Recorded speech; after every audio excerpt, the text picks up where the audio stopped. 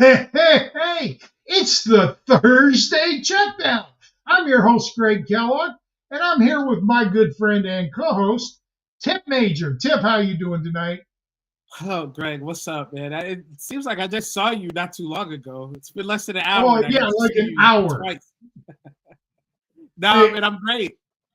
hey, look, it's our mission at the Sports Affiliation to provide the very best in fantasy advice, but it's also to do it in a positive manner and to have fun doing it because, hey, if it's not fun, why bother? And tonight we're going to be telling you what stud you should be sitting, what sleeper you should be starting, and we'll cover a variety of other topics with our guests, our pro, Chris Hauk of Smash Up Sports, and our Joe, Jaden SoCal Jr. There it is. Bone. Jaden is actually Evan, the Sports Affiliation's co-owner, son. So we're really looking forward to this. Tipp, is there anything at all that you want to add? No, not right now. I think we're ready to go. Hey, is that Chris in the bottom? That is, he's here. That is me. Hey, Chris, we were worried because apparently you had to reboot your router. So, Chris, tell our listeners who you are, where your work can be found, and what you're working on right now. Hopefully this is coming through to you guys okay. Let me know. But It's good. Chris Hauk, awesome. I'm co-founder of Smash Up Sports. We are a fantasy sports platform, kind of like a Yahoo or Sleeper. Everything's completely free. We've got weekly tournaments where you can win some cash. The single player mode, we can play against experts, kind of like a Street Fighter style game. And then season-long leagues. Obviously now it's towards the end, so we've got some shorter little 2-week lightning leagues for prizes. So you go to smashupsports.com and play today. Here Okay. talk to you guys about this week. Oh, it's going to be fun. Evan is our Joe. Evan, how long you been playing? Hi, so I'm Jaden. I have been playing for about 2 years now for fantasy football. So you're a true newbie. All right. Well, Yes. our first segment is basically to AI or not to AI. And this is kind of in honor of our friend Ronnie Evans, who is an AI specialist. And for those of you that, live in the woods or in the closet, AI means artificial intelligence. Ronnie hooked me up with the owner of SportsMind AI, and he asked me to evaluate his software platform. So basically, each week we asked them to evaluate 3 players. Last week we asked, I call it SMAI, SMAI, for week 14 in a PPR league that also gives points for return yards. Please rank Jalen Waddle, DeAndre Hopkins, and Isaac Guerendo with pros and cons. Now, when we do this, we get a whole line of an answer. It's a huge answer, but we only cut out the result to play back to you guys. However, if you're live with us in our chat, Tipp will be posting the entire thing at one point. So SMAI predicted Waddle, Hopkins, and then Guerendo. The crowd went with Guerendo, Hopkins, and then Waddle. I went with the crowd. So who was right? The actual results, 20.9 points for Jalen Waddle. Pretty good game. 13.2 for DeAndre Hopkins. 26.8 for Isaac Guerendo. The crowd and I were right. So this week, for week 15 in a PPR league that also gives points for return yards, please rank George Pickens, Devonta Smith, and Alan Lazard with pros and cons. Now, we also asked the crowd. I chose these 3 people for various reasons. One is a wide receiver 1 on his team. Devonta Smith is a wide receiver 2. And Alan Lazard, I don't know if he's a 3 or a 4, to be honest. But they all have averaged exactly 13 points per game in games that they've appeared in this year. So we asked the crowd. This is the most uneven crowd response we've ever got. 41% wanted Pickens, 59% wanted Smith, nobody wanted Alan Lazard. So what was my take?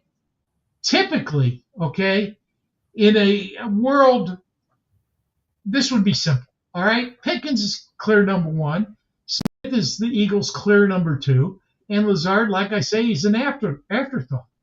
But 2024 has been anything but typical. Okay. Pickens didn't practice Wednesday after missing last week's game with a hamstring injury. So there's real doubt if he's even going to play this week. Okay. So he goes from first to last for me. All right.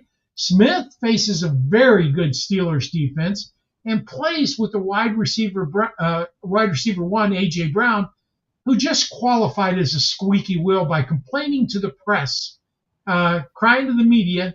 I think gets him extra looks this week. I really do. Squeaky wheel gets the grease. And it's not like Smith's opportunities or performances have been consistent this year. He's been all over the place all year. Look at his game logs. But where is Lazard even on the Jets depth chart? Like I say, wide receiver 3, 4. But at least we saw a glimpse of Aaron Rodgers throwing the ball accurately and efficiently last week. And if you look closely at the game logs, Lazard was actually quite good early in the year. Okay. Now they have acquired Devontae Adams since that. And you got two really good receivers in front of him. But, at the start of the year, Lazard scored in 4 of the Jets' first 6 games. So to me, this comes down to which player is most likely to get into the end zone. All right. Smith and Lazard have scored in about half of the games they've played in.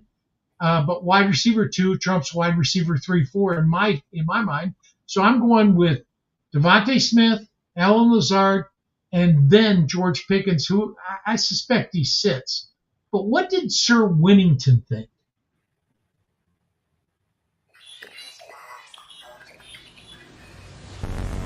Final ranking for Week 15, Devonta Smith, given his recent performance and potential for high target volume, is the most reliable option despite a tough matchup. Alan Lazard, his matchup against the weak Jaguars pass defense makes him a potential sleeper pick if you're banking on a boom performance. George Pickens, the uncertainty with his availability due to the hamstring injury makes him the least favorable option, coupled with a tough Eagles defense.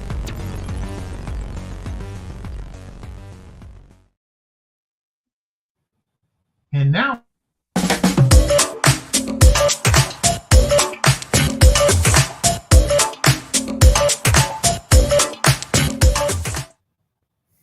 all right, so we also like to have fun with this. So a good friend of mine, Coop Anderson Cooper, recommended we do a fun segment. So that's what this is. This day in history, I want to give you a little education combined with fantasy football. So December 12th, this day in history, in 1988, the Clapham Junction rail crash kills 35 and injures hundreds after 2 collisions of 3 commuter trains. One of the worst train crashes in the United Kingdom. And I want to know which contender falls off the rails this week. So when we do this, we like to go in random order, but I think I'm going to start this off with our pro, Chris. Who do you have, Chris? Yeah, and hopefully I understood the question right, because I was thinking more who's going to fall apart this season. I have the Ravens, and I'll tell you why, which is that for a contender, they're a great regular season team. Lamar Jackson's playing like an MVP, but in the playoffs, you've got to be able to play defense. And they've given up about 50 to 60 more points than any other reasonable contender. Obviously, got Tre'Davious White. The trade deadline, they've played a little bit better as of recently. So maybe it comes together. But I just feel like this is going to be another one of the years. They get to the playoffs. Lamar works his magic, but he has a week where it doesn't happen. And they're probably going to fall apart because that defense cannot stop the other team. Okay, now personally, I went with the Packers. The Green Bay Packers are a very good team. I really believe that. But they have the misfortune of playing in this year's toughest NFL division. I mean, just look at this division. They're sitting at 9-4, but a loss on the road to Seattle, combined with a potential loss on the road 2 weeks later in Minneapolis, that could seal their fate. Sorry, Iggy and Mel. I know you guys love your team, but they really need a win this week. Jaden or Joe? What do you think, Jaden? So I had the Buccaneers falling off the rails. They are coming off of a 3-game win streak, I believe. I still think the division's close. I mean, the Falcons, I'm not going to count them out yet. The Bucs have to play the Chargers this week, who have been phenomenal. I mean, I think they've been phenomenal their defense-wise. So I'm just looking at like the stats and stuff, and the Chargers, they allow the least points per game, and the defense is tough to play in at home, I feel like. So the Bucs the last 3 weeks haven't played the toughest defenses, so I think they're going to fall off this week. Okay, so let me ask you this. What are you expecting from Kamani Vidal? He's a rookie that I've been high on all year, but he just hasn't gotten over the hump for me. Is he going to have a big game against the Buccaneers? I haven't looked too much into it, but I believe that he will. He saw a lot more touches than he usually did last week. I think he's gonna probably have about the same amount of touches he did. I expect him to do pretty solid. Okay, Tipp, your turn, buddy. Yeah, for me, it's the Philadelphia Eagles, and look, they're going against the Pittsburgh Steelers this week. In Pittsburgh, what do they like to do? They like to beat up on everybody. First of all, that's what they do. They beat up on teams, but they like to find a weak spot, a vulnerable spot in that team, and they like to beat up on that too. And you got to believe, especially with the issues that AJ Brown and Jalen Hurts, as far as AJ Brown feels like he's not getting the ball enough. We'll talk a little bit more about AJ Brown in a minute, but I just got to think that the Pittsburgh Steelers do whatever they can to beat this team. Both of these teams, I talked about it in the our last show, the Q&A show. Both of these teams run the ball a lot. That is what they do. They both will just continue to run the ball. They run the ball over 30 times a game, both of them. So it's going to be a grinded out, hard-fought type game. You got to believe that Philadelphia, wants to try and get Saquon Barkley that coveted rushing record. But I just don't think it's going to be a start. And he's on pace to do it, but I think that they do everything they can to derail the run game and for Philadelphia. So I'm going to say right now the Philadelphia Eagles are going to be the one that fall off the rails this week. Hey, the folks that don't know, Tipp and I have a show at 4 o'clock Central Time on Thursdays where we ask questions, and we do an Idiot of the Week where we take some parlay bets and we go yes or no, over or under, and whoever does best is not the Idiot of that week. And last week, I was the Idiot of the Week. This week, Tipp, tell us, we have a bet that's kind of, one of them is centered around one of the players you just mentioned, right? Yeah, it's mentioned against it's Jalen Hurts, the 39.5 over under rushing yards for this week. 38.5. 38.5, excuse me. Yeah, 38.5. And I think I went under. And did you go over? I went over on that one. I don't know how good that's going to be, but we'll see. He's been going over on the rushing. Okay. So I wanted to ask a follow-up question with you, too, because actually I want to go to our pro. Chris, you follow all the NFL teams. Do you think, who was it that's one? Oh, David Montgomery is one touchdown away from his career season high. Do you think he gets it this week? I think he ties it this week. I don't know if he sets the record, but okay, but he gets his 13th. Yeah, he is as reliable, and I think this is going to be a shootout. I mean, the over/under for this game is something absurd like 54.5. So if there's 54.5 points scored in this game, it's hard to imagine that Montgomery doesn't see the end zone. I certainly hope he does, because I've gotten a couple of my fantasy lineups. They did 64 points last week with Green Bay. Detroit scores. Yeah, every week. Their defense has some issues, but they just put up points. They've got so many weapons all over the field. It's unbelievable. All right, it's time for our next segment.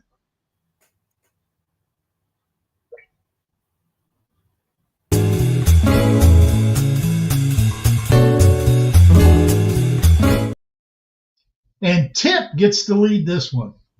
Yeah, so each week we talk about a stud to sit or somebody who Greg says it the best. Nobody on your team is startable all the time, and especially in this week where it's one and done, you got to really, really focus in on some of your players. And some of your players might be stud or studly names, but they're not getting the stud performance that we want out of them. So we picked players that we are saying, who are we going to sit on our bench that's a stud? These players are usually in the top 12 of their performance over the course of the year. So there's some names on here that you'd be like, well, he's not a stud, but actually in reality, in the fantasy football league that Greg is in and beat a Hall of Famer, these are studs for these teams. Right now, we're sitting at 2-2 for last week, and for the year, we're at 30, 18, and 8. So we're a little over 53%, which we've dipped down a little bit. But I'm gonna do my best this week to get us back up on track. But I will say this, Greg, who is your player to sit in Week 15, playoff week edition? Well, I think that one of the most volatile positions in football is tight end. Basically, if they score, they're going to be top 12, almost always. So when you're deciding who's going to be top 12 tight end, like I say, it comes down to who scores a TD, it's very difficult to predict, to be honest.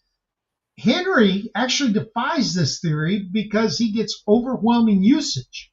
He's had 8+ targets in 4 of his last 5 games and over 6 in 6 of his last 7. But he's only scored 1 TD, and that was way back in Week 6. So this week he faces a Cardinals defense that is the 4th stingiest against tight ends in the league. Arizona allows on average 10.4 points per game, under 5 receptions for about 44 yards. Okay, and that's only 2 tight end TDs all season that they've given up. So I included that in their average, which is what got them to 10. But I just don't think this is the week that Henry breaks his TD drought. And with the bye weeks behind us, there's going to be more competition for the top 12 spots because there's going to be 4 to 6 more teams playing this week. So for me, it's Hunter Henry. Now, I don't know, Tipp. Who's next? Well, since you talked about tight ends, you started off the tight end trend. We're going to go to our Joe, who also has another tight end on there. So, Jaden, who is your player to sit in Week 15? So my player to sit in Week 15 was Cade Otton. So I also have Cade Otton in one of my fantasy teams that I'm in the playoffs, and I'm having the problem of if I should trust him or not. And I can't trust him, in my opinion. I can't. And the reason why is because, again, he's playing the Chargers in a tough defense. And the last couple of weeks, he's fell off a bit. And the Chargers have only allowed 1 touchdown all season to tight ends. So I don't think he's going to get one this week. And Jalen McMillan is going to get more volume. He had 2 touchdowns last week, so that's going to take some away. And Otton also has only had about 3 catches a game. I mean, his targets have gone down since Mike Evans has come back. And last week, his 1 catch was for 40 yards. So 2 catches, 20 yards. I mean, if he doesn't get the touchdown, there's nothing really there. I mean, yeah, I can't trust him. Yeah, so you're saying there's a lot of cards stacked against him. He has the tough matchup. He's got the other wide receivers or other playmakers on the team taking plays away from him or taking opportunities away from him. Yeah, it's a little tough, man. Although I love Cade Otton. All right, the Hawk. What about you, man? So I'm going to go wide receiver, and I'm going to move a little higher in the rankings here, so I may burn myself. But I'm going to go for the wide receiver 7, Jackson Smith-Njigba of Seattle. And my issue with him is since Metcalf has come back, he's still put up some points, but he's had 7 targets. I think it was 5 targets and 4 targets in 3 games. Now he's going up against the Packers team that allows the 5th fewest points to wide receivers and has only given up 100 yards to 1 receiver all season. Do any of you guys want to guess which receiver that was? He came up earlier. I'll give you a hint. AJ what Brown? team? Devonta Smith? Yeah. No, Trump, I think you just say, yeah, it's AJ Brown or Tipp. It was AJ Brown in week 1. They're just getting warmed up. So it does mean that Jason might be a little bit touchdown dependent. He's got 4 or 5 on the year, so he can do it, but I wouldn't want to bank on it. Now, the one thing I will say that makes me a little bit nervous, I did look up his matchup on Pro Football Focus. He's going against Javon Butler, who's only graded at 54. So PFF seems to like the matchup, but over. And we locked. Chris, we'll bring you back in a second. I wanted to ask him because as a Michigan fan, I love him dissing an Ohio State wide receiver, to be honest. I knew you were going to love that one, Greg. I got to love that one. But Chris, are you back with us? Nah. Can you talk to us? I can't hear you, Chris. Yeah, he's frozen on my end. Well, I'll give you mine, guys, and if he comes back on, or when we get him back on, we'll get some more questions from him on that one. Mine is I went a little high as well. I went Josh Jacobs. Look, last week 3 touchdowns. He didn't have much on the ground as far as yardage goes, but he did get you inside the end zone 3 times.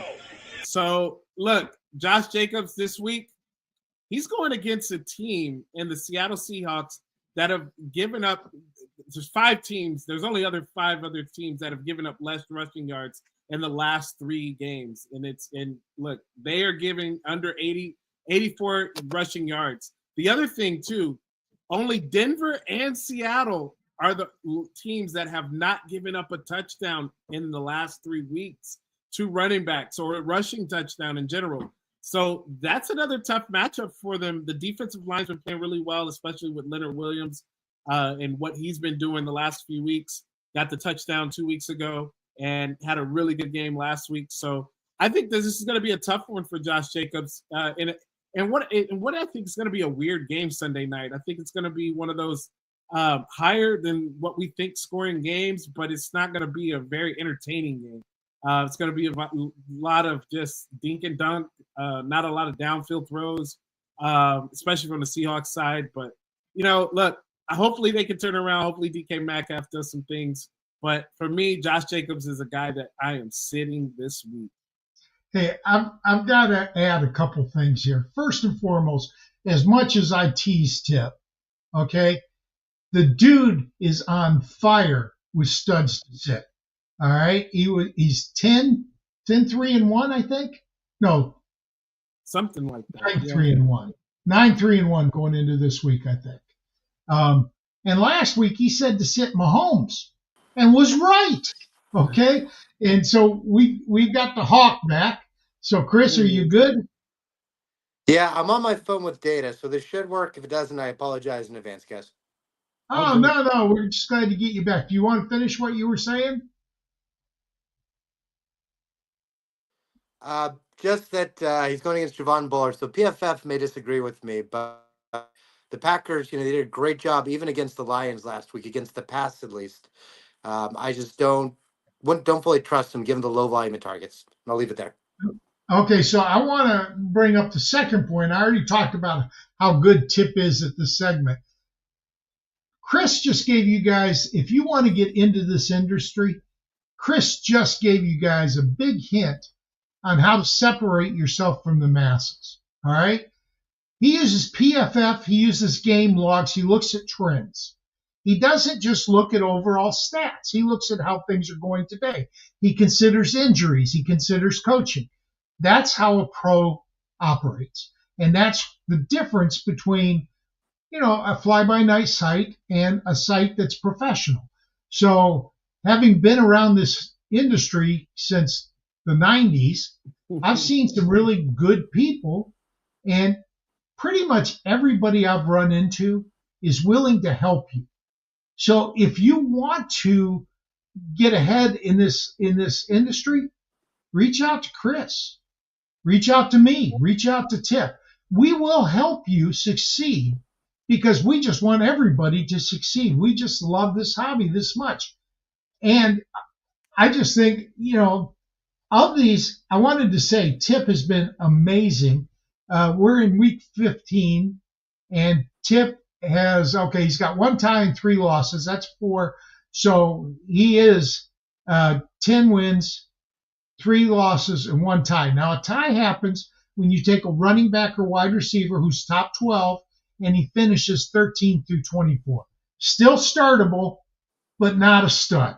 You don't get the studly numbers you want. 5 weeks are done, people. So, there's a lot more competition for those top spots now. So the guys that are marginal are going to drop down a little bit. And I'm amazed at how well Tipp has done because this is new to him. He's never done anything like studs to sit before this year. So, Tipp, if you could, please tell us, of the 4, you've got the 4 people that were picked by the 4 different analysts. Other than yours, who do you like the best? Yeah, I'm looking at the Cade Otton one because look, Jaden laid it out. I mean, he's going against a tough defense, first of all, and that Chargers defense. They're not only tough; they operate their offense so slowly that you're not going to get a lot of opportunities. And when you get opportunities, you got to try to beat that defense, and that defense has been playing lights out.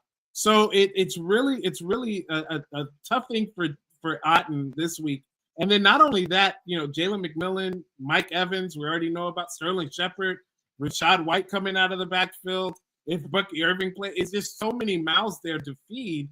And with a possible lower game script or lower scoring game, then it just might not be in the cards for Cade Otton this week. So that one is actually one that raised my eyebrows, and I think that was a really good pick because he had a stretch there where he was the guy. It was him and Bowers fighting it out each week, and then now you see, just because one player comes back or several players come back, then yes, it could hurt your chances, especially as a tight end.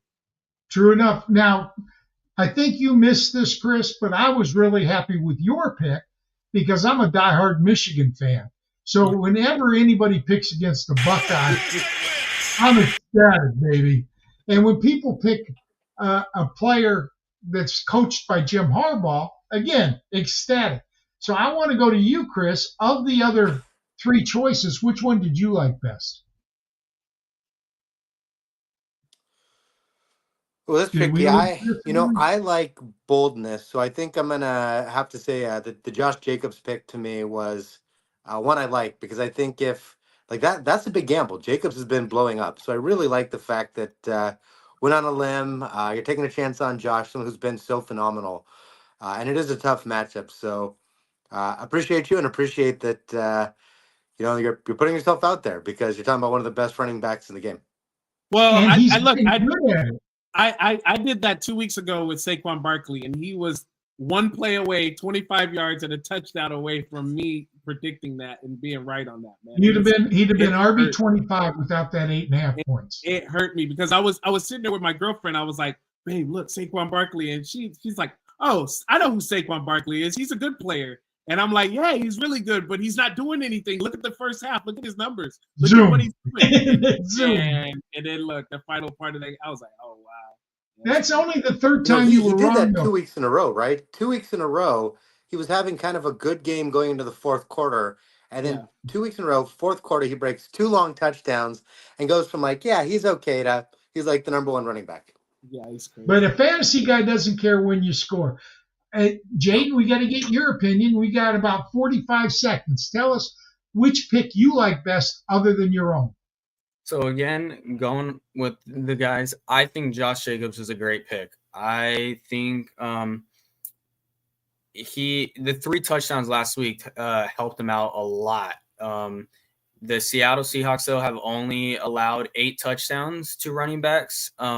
So I feel like if he doesn't find the end zone as much as he did, it's not going to be the biggest week for him. So, all right. You want to crown him? Then crown their ass. Let's go pay our bills. Find your win tuition and elevate your sports betting with Better Takes. Better Takes examines your betting history to uncover hidden areas that cause bankroll leaks. Uncover patterns and biases so you can break the cycle of mistakes, avoid weaknesses, and play into your strengths. Our advanced stats offer unparalleled granularity, helping you immediately spot problem areas that could be affecting your success. Use the Better Takes Edge score to gauge your expertise for each potential bet, providing clarity and confidence in your decisions. Take control of your betting journey. Download Better Takes from the Apple App Store or Google Play today and start understanding your biases for free. Before placing bets, check with Better Takes, a smarter, more informed approach to sports betting. Hey. The next segment is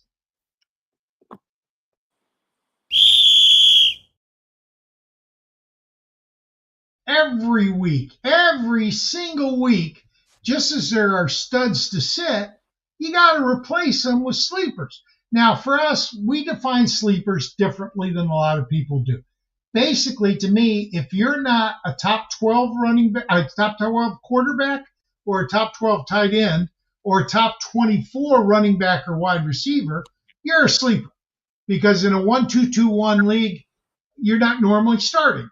So although some of these guys, due to injuries, might not sound like sleepers to you, and I'm pointing the finger right at myself on this one because I kind of took the easy road because of my love for Michigan. But every week, there are players screaming, put me in, coach.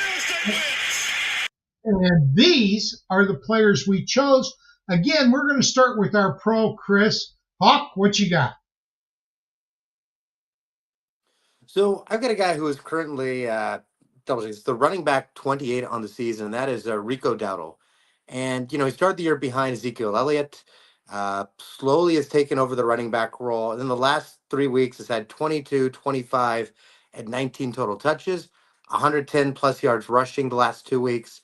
Also a guy who can receive, so you can't just, even if Dallas falls behind, he's not game scripted out. And again, Pro Football Focus has a huge delta between a huge gap between the line and their rushing ability and the Panthers' ability and their defensive line to stop the rush. So this game seems like a golden opportunity. I think that he's going to be the focal point of the offense again. They're going to keep it on the ground. And I think he's got a really good chance to cross 100 yards for a third time and a good chance to add a touchdown on top of that. So I'm smashing Rico Dowdle this week as my put me in, coach. Okay, so I've got to ask you a follow-up on that one, Chris. When Cooper Rush first took over as a quarterback, almost all of his passes were horizontal. Almost nothing went down the field. And it's hard to win and really hard to convert third downs when you're throwing the ball 2 yards downfield. It seems that he's understood that he needed to change and is starting to throw the ball downfield more. Do you think that helps Dowdle this week, or even the last couple of weeks? I think we've seen improvement from Dowdle. Is that not right? I think that's spot on. I mean, if you can't throw the ball down the field, the defense can essentially stack the box, right? Which makes the job harder for the running back. So anything that spreads the field, anything that keeps the defense honest. I mean, in many ways, for the Niners, it's been the difference between having Jimmy Garoppolo and Brock Purdy. So, Greg, I think you're spot on. Okay, good to know. And Tipp, I want to know who you've got. Yeah, so for me, it's A.J. Brown. Look, we talked about it. What did you say? The squeaky wheel gets the grease here. Well, I think the wheels keep rolling. I think that they get rolling. I think A.J. Brown's going to have a really good game this week. He's going against the Pittsburgh Steelers team, who's been middle of the road when it comes to stopping wide receivers. But, hey, look, if he can get to play against Joey Porter Jr., who's been giving up a lot of catches in a really good catch rate, if he can get against him, or if he even goes against Deontay Jackson as well, he's still going to be in good hands as far as that matchup. So I'm going to go with A.J. Brown here. I think, again, look, they've been focusing a lot on Saquon Barkley. They are going to run the ball quite a bit, but anytime that the pass needs to happen, they're going to give it to A.J. Brown. I think that he gets 10-plus targets in this game. Not only that, one thing I started looking at as well, and when A.J. Brown plays in the slot, it's worked out for him. He hasn't done it much of late. As a matter of fact, he's only ran in the slot one time over 10 times this year, and that was 13 times earlier in week 1. But other than that, man, I want to get him back into the slot. If they can get him into the slot position. I know that Devonta Smith also does that as well. But if they could get A.J. Brown into the slot and help him get some of those yak yards, which he's really good at getting because of his strength and his speed, that's where I think that'll help him. So if he gets to break away a touchdown this week, I think that would be something, that we could see him do this week. Yeah, I just want to tell Derek in the chat, we see your question. We'll answer it during the mailbag section. But right now, we want to get to Jaden, our Joe. Jaden, who do you have to start? So my put me in coach for this week is Keenan Allen. He's facing Minnesota. His last, I believe, 3 weeks, he has had 3 red zone targets, and it's 3 touchdowns. So he's 3 for 3. The Minnesota Vikings give up the second most receptions to slot receivers. Keenan's in the slot. The last time these guys played, he had, I think, 15 targets, 9 catches, and he found the end zone. I believe he's going to do the same thing. I can't go away from it. It's a good matchup for him. I already saw what he did before versus them. So I'm just going right back with it. Yeah, I'm a little bit worried about Keenan now. Those that know me know that I interviewed Keenan Allen when he came out of college before the draft, before he was drafted, because I was contacted by his agent, JT Johnson. And I've got a special place in my heart for the kid. Yeah, I call him a kid. He's an old man by NFL standards, but by my standards, he's still a kid. But I think both Tipp and I, and correct me if I'm wrong, Tipp, earlier today actually talked against Keenan this week. Isn't that right? Yeah, we did. Yeah, we talked a little. And it really wasn't necessarily Keenan. It's just the whole offense as a whole. So express to Jaden what your concern is. Yeah, so I'm concerned about the offense. I'm also concerned about the Minnesota defense as well. Look, I know that it's week 15. At this point, Caleb Williams is not considered a rookie anymore, but he is a rookie. And you know that, look, Coach Brian Flores and this defense, they are going to do whatever they can to confuse the rookie, to show him plays or show him different concepts and schemes that he hasn't seen before, or maybe not accustomed to seeing, not used to. So I think it's going to be a tough hill to climb for Keenan Allen and the Bears this week, man. I got to say, Jaden, he raises some points. Are you concerned at all about Caleb? I'm not so concerned about Keenan's talent, but if Caleb can't get him the ball. Now, I know you raised the issue that the last time they faced, they did really well. Where was that game played? That game was played in Chicago, I believe. Okay, so do you think now the weather won't be a concern in Minneapolis? Getting to the stadium might be, but actually inside the dome, there's not going to be an issue there. Are you at all concerned that Minnesota pressures Caleb into mistakes? I definitely that's a possibility. Yes. I definitely think Minnesota could run the game, but that's going to mean that Caleb has to throw the ball a lot. And that's how it was the last time. I mean, he threw, I think, 48 or something like that, 47 times. I think he's probably going to have to do the same thing. I mean, it has to go somewhere. And who other than Keenan Allen? I mean, who other than the slot receiver? Well, you could go to DJ Moore. I mean, that's always a possibility.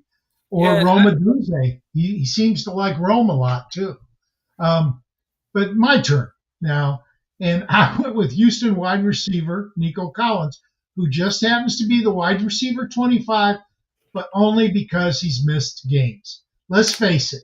If Nico had been in just one of the 5 games he missed, I wouldn't be able to recommend it. All right? So at least in my mind, this is cheating a little bit. I mean, I know it's in the rules, but I feel cheap using them. I really do. But I kind of feel a little cheap about A.J. Brown, too, a little bit. Okay, well, maybe I'm just he's a former Wolverine, and we beat the Buckeyes last week, and nobody saw that coming. So I just want to say his name. I love Nico Collins. I think he's a great receiver. And either way, if you don't have him in your lineup, fix your lineup. All right? Nico belongs as a starter. Now, I know he's got a tough game this week. Miami is the real deal. They really are. But this guy will get, barring injury, about 10 targets. And in the games, the 6 games that he's played at least half the offensive snaps, okay, he's scored in 3 of them, okay? And he's caught 6 or more passes in 2/3 of them, 4, and he's topped 60 yards in 7 of the 8 games. So that almost automatically puts him into the top 24, which will get me at least the tie. I get a win if he gets in the top 12. So basically, 4 for 54 in the game, he didn't get 60 in, was still pretty good. All right. That's 9 points. Okay.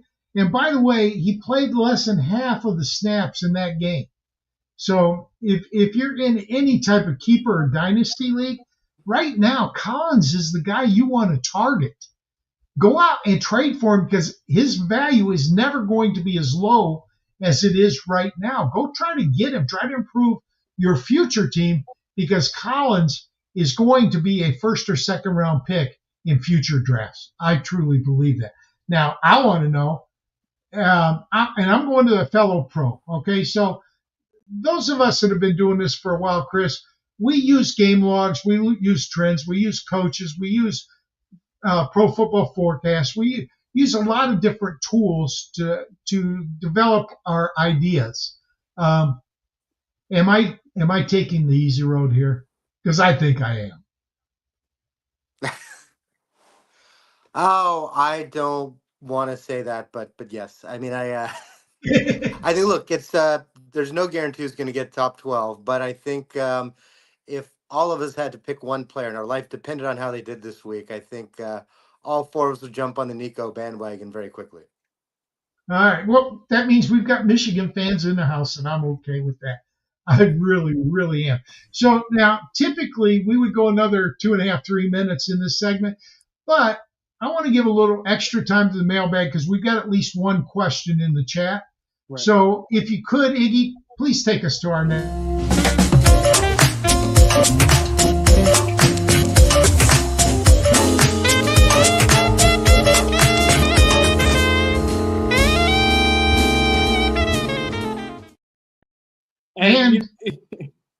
And it's Tipp again. Yeah, guys, please keep sending in the questions. I mean, we get questions in the chat.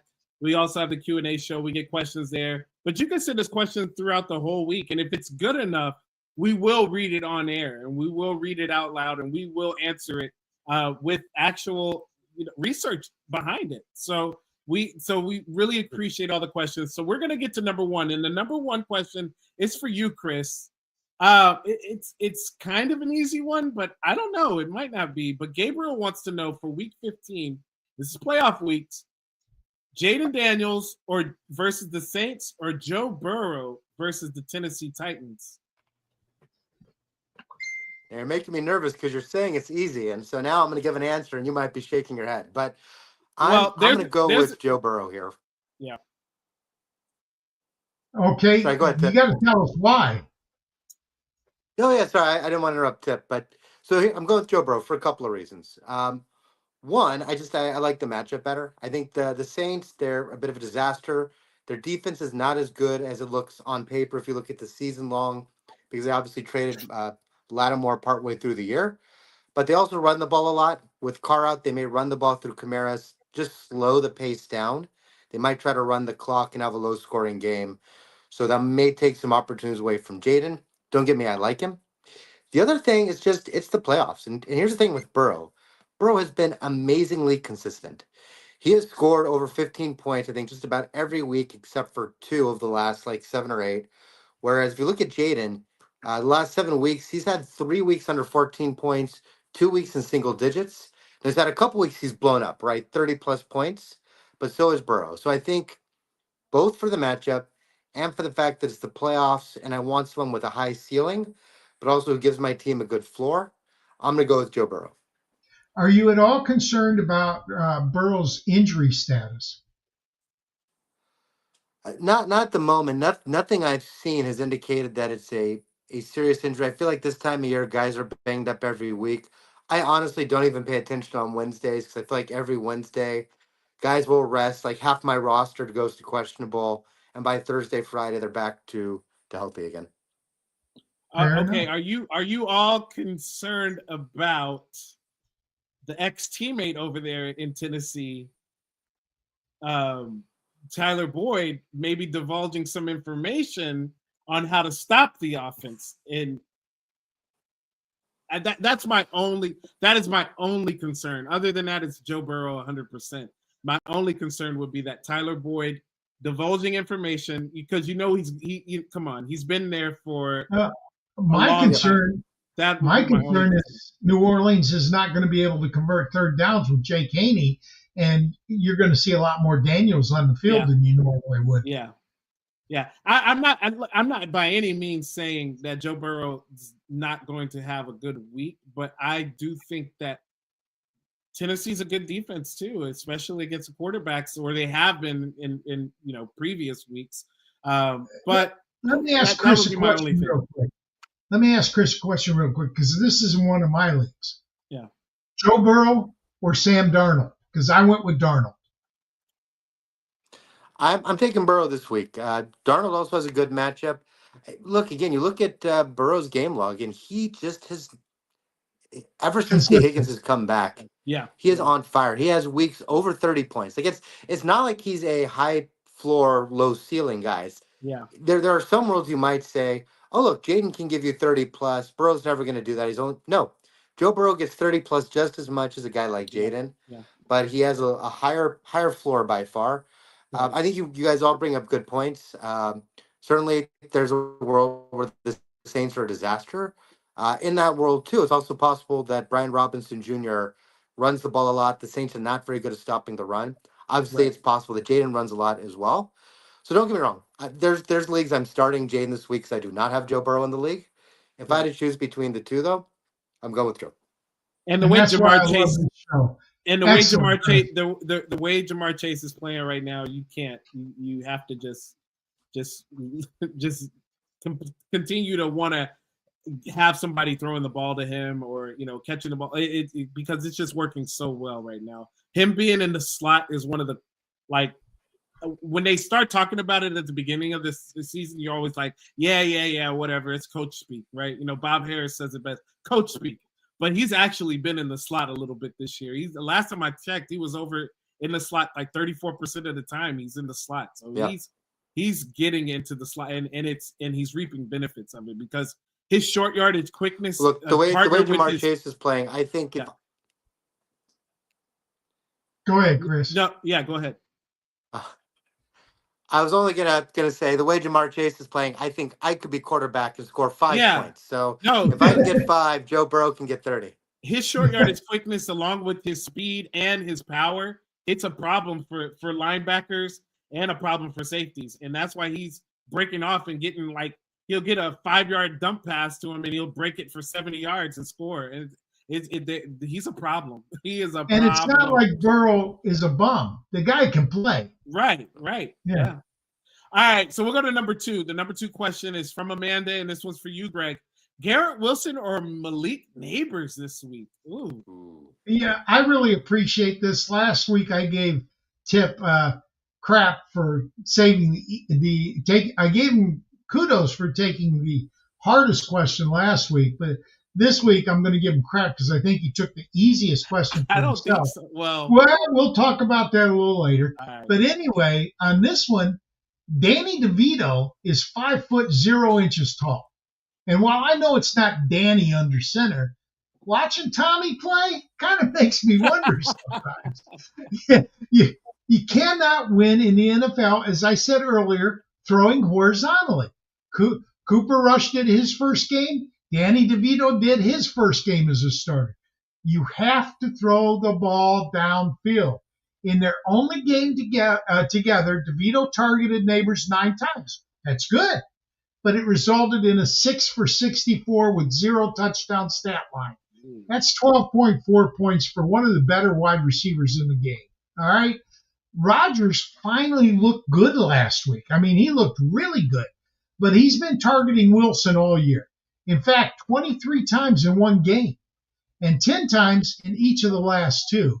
So I know the Ravens haven't been stellar against the pass this season. In fact, they're the worst team in the league. All right. But Jacksonville hasn't been that much better. All right. And I just trust Rodgers a lot more than I do DeVito. I'm saying go with Wilson. Okay. All right. I mean, yeah, the Malik Neighbors situation has been bleak here lately. And I would probably go with Garrett Wilson on this one as well. What about you guys? What about you, Jaden? What are your thoughts on what Greg had to say about Garrett Wilson? So, yeah, I like Garrett Wilson this week over Neighbors. I haven't really been the biggest Neighbors guy just because, the whole quarterback situation and stuff. But yeah, Aaron Rodgers did look good last week. I mean, Garrett Wilson, there's a connection there. I feel like, there is a connection, and I mean, Neighbors and them, I don't really see a connection, because there's different quarterbacks coming in and out, and I don't trust Tommy. So I like Garrett Wilson. Okay. Danny, right. You don't trust Danny. There you go. Yeah, I don't trust Danny. All right. So the third question is for myself. And it's not that hard. It's not that easy, Greg. It's that easy. Ask it and ask the crowd. Troy asked Isaac Garindo or Sincere McCormick for this week. And for me, it's Isaac Garindo. It is actually a pretty easy one. But Sincere McCormick, you have to give him props. I think that what he's done for this offense and what Coach AP believes in him, but Coach AP said that he is one of those players that does not fall after the first contact. So he is a yak guy. So yards after contact, he is one of those types of players. Coach AP talked about it, and I think he's going to have a good week. But Isaac Garindo going against the Rams are giving up 140 yards rushing per game, and the last 3 games they've given up 2 rushing touchdowns. I think it's a good week for Isaac Garindo. I am a little concerned about the foot, just a little bit, because he just played on it just 4 days ago. So evidently it wasn't as bad as it appeared to be at first. I think they took him out as a precautionary because they were already beating up on the Bears as is, so they really didn't need him to do much. So I think that we closely monitor Isaac Garindo, but it's Isaac Garindo for me this week. Full disclosure, Tipp released this question before we knew Garindo was going to play. And my point was, if Garindo doesn't play, that's an easy question. Well, I wouldn't have asked it if I didn't see a lot of reports. A lot of the reports were trending upward. And so when I saw those reports trending upward, I was like, okay, I think I could feel safe asking this one. So number 4, we're going to answer this one collectively. So we always like to, answer a collective. And I've been seeing this a lot on shows that I've either been on or been watching. A lot of people, this is streaming defensive time. Usually you should stream defenses anyway. There's not a lot of defenses out there that are just those hardcore juggernaut defenses. I mean, yes, you got teams that are hard to score against, like the Chargers, but you can also score in them as well. Just ask the Cincinnati Bengals and the Baltimore Ravens. So who is a good streaming defense? We're going to start with you, Chris. Who is a good streaming defense for you in Week 15?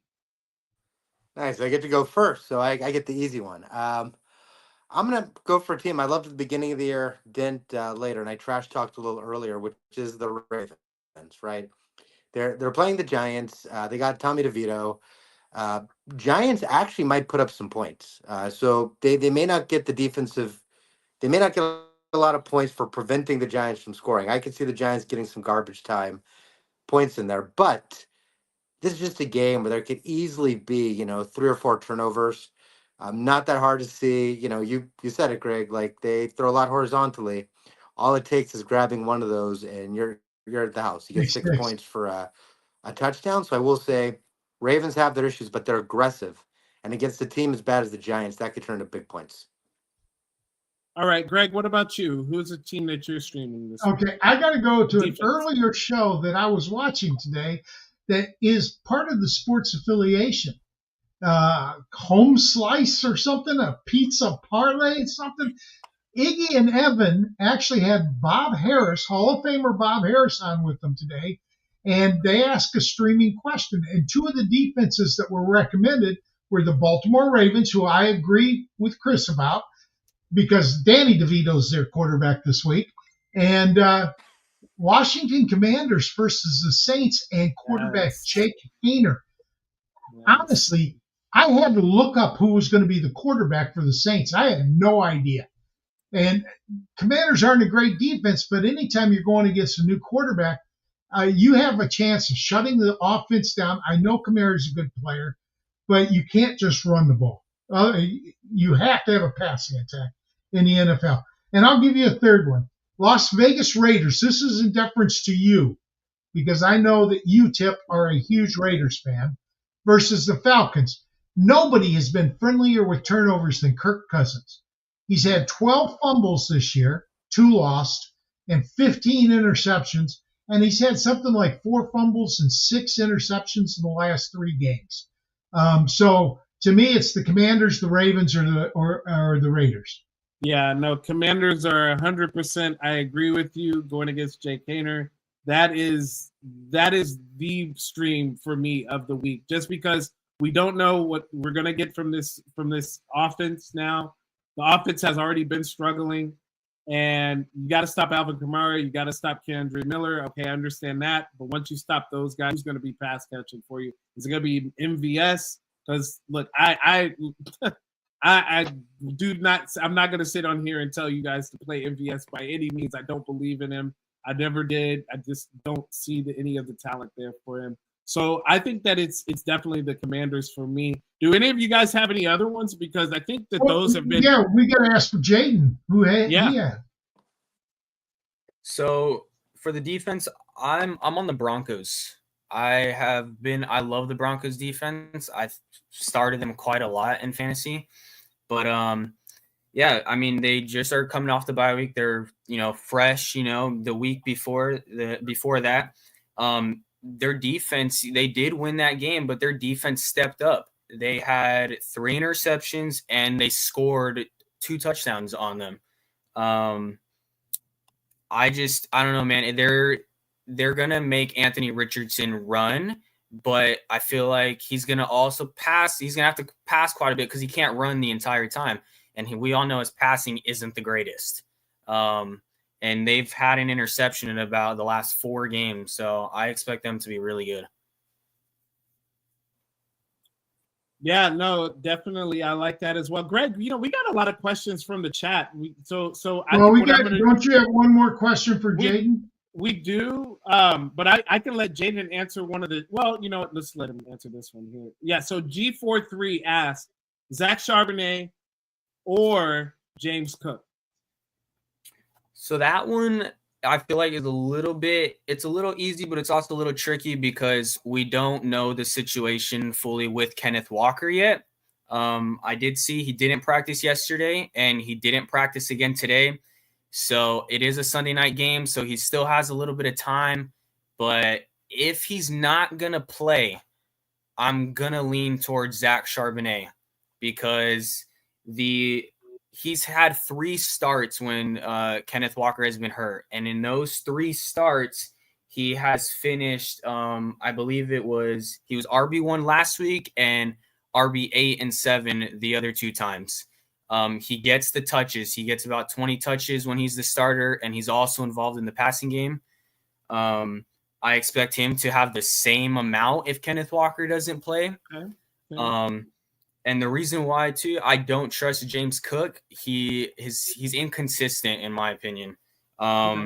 He has struggled in the backfield. He's had 50 yards in the last 3 out of 5 games. So, I mean, you're depending on a touchdown from him, because the backfield is to himself. So if Kenneth Walker plays, then I'm going to lead towards James Cook because there's no one there to take it from him. Okay. Cool. So I'm on both right now. Okay. I mean, yeah, it's a tough one, but you know what? I want to get to these last couple of questions that we have in the chat. So let's do rapid fire on this one. We'll start with you, Greg. PPR, pick 2, Garrett Wilson, T. Higgins, Khalil Shakir, Reed, or J-Mo. Who are you picking out of those 2? Garrett Wilson, and I'm going to go with J-Mo. Okay. All right. And Sniper Mel, this one's going to be for you, Chris. Sniper Mel wants to know Tucker Kraft or Noah Gray this week. Kraft, great matchup. Packers a little unpredictable who they throw to, but the matchup's good, and Kraft has shown he has upside. And it's the playoffs, so I'm chasing upside. All right. She also asked Jordan Love. She also asked Jordan Love or Sam Darnold. I'm going to go Sam Darnold slightly on this one, man. Jordan Love just has not been playing well. He's going to get Seattle defense. Seattle defense has been really good on the run. The pass, not so much, but I think they're getting a couple players back, if I'm not mistaken, this week that will help them in the pass game. And I just can't trust Jordan Love, so I'm going Sam Darnold on that one. And I think that is all of the questions that we have. No, one more. Is there one more?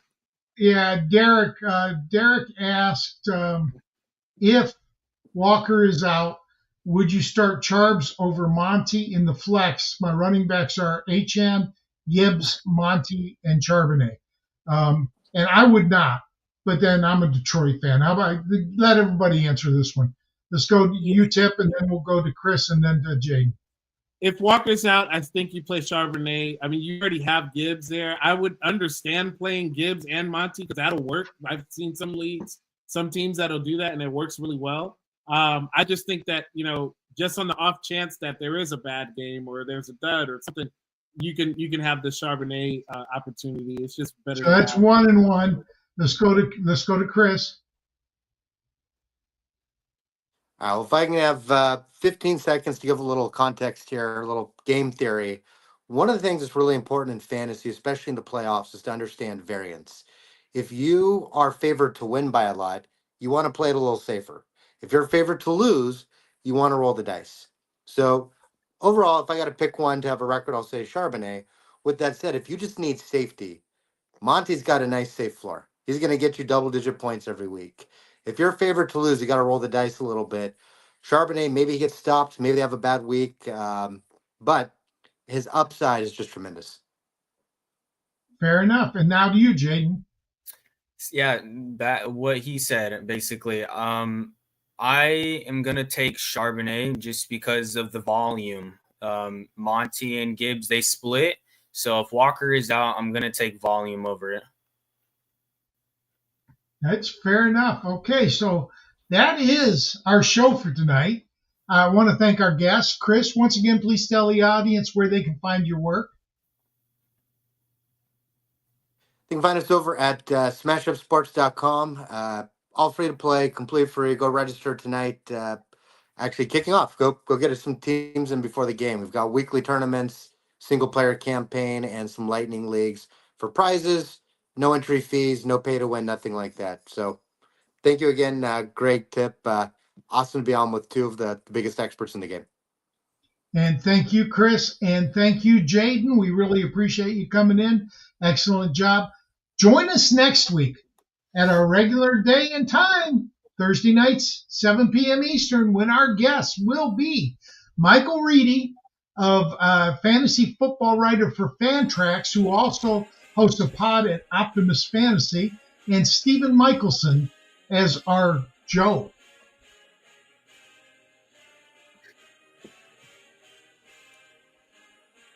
Take us out, Iggy.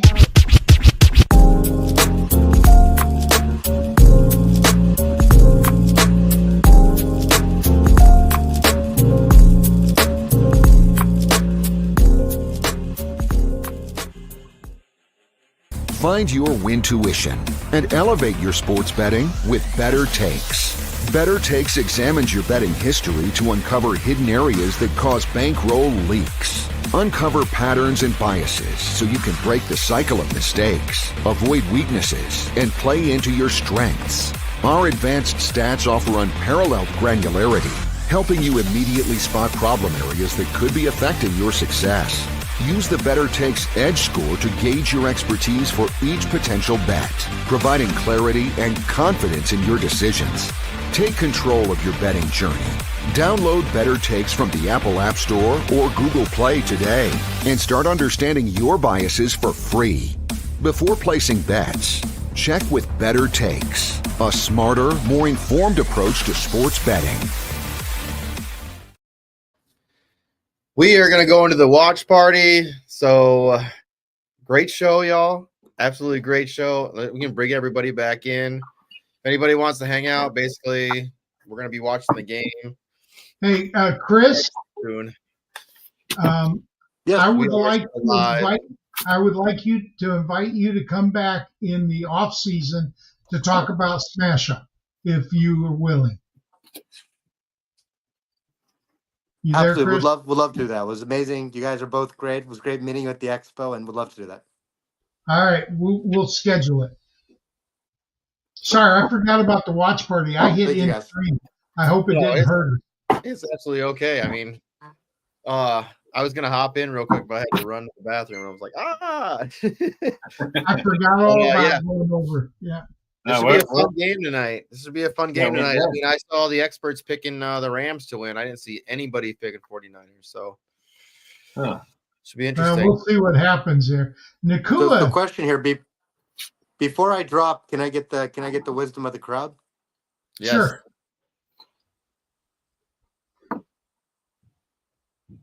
Although this crowd isn't very wise, but we'll do what we can. So Garindo's playing. I think I know my right move here, but I've got one league in the playoffs, round one of the playoffs. I have Kamara, Chuba Hubbard, Aaron Jones, and Garindo as of now on my bench. I assume my thought is to leave them on my bench. I'm going to start the other three.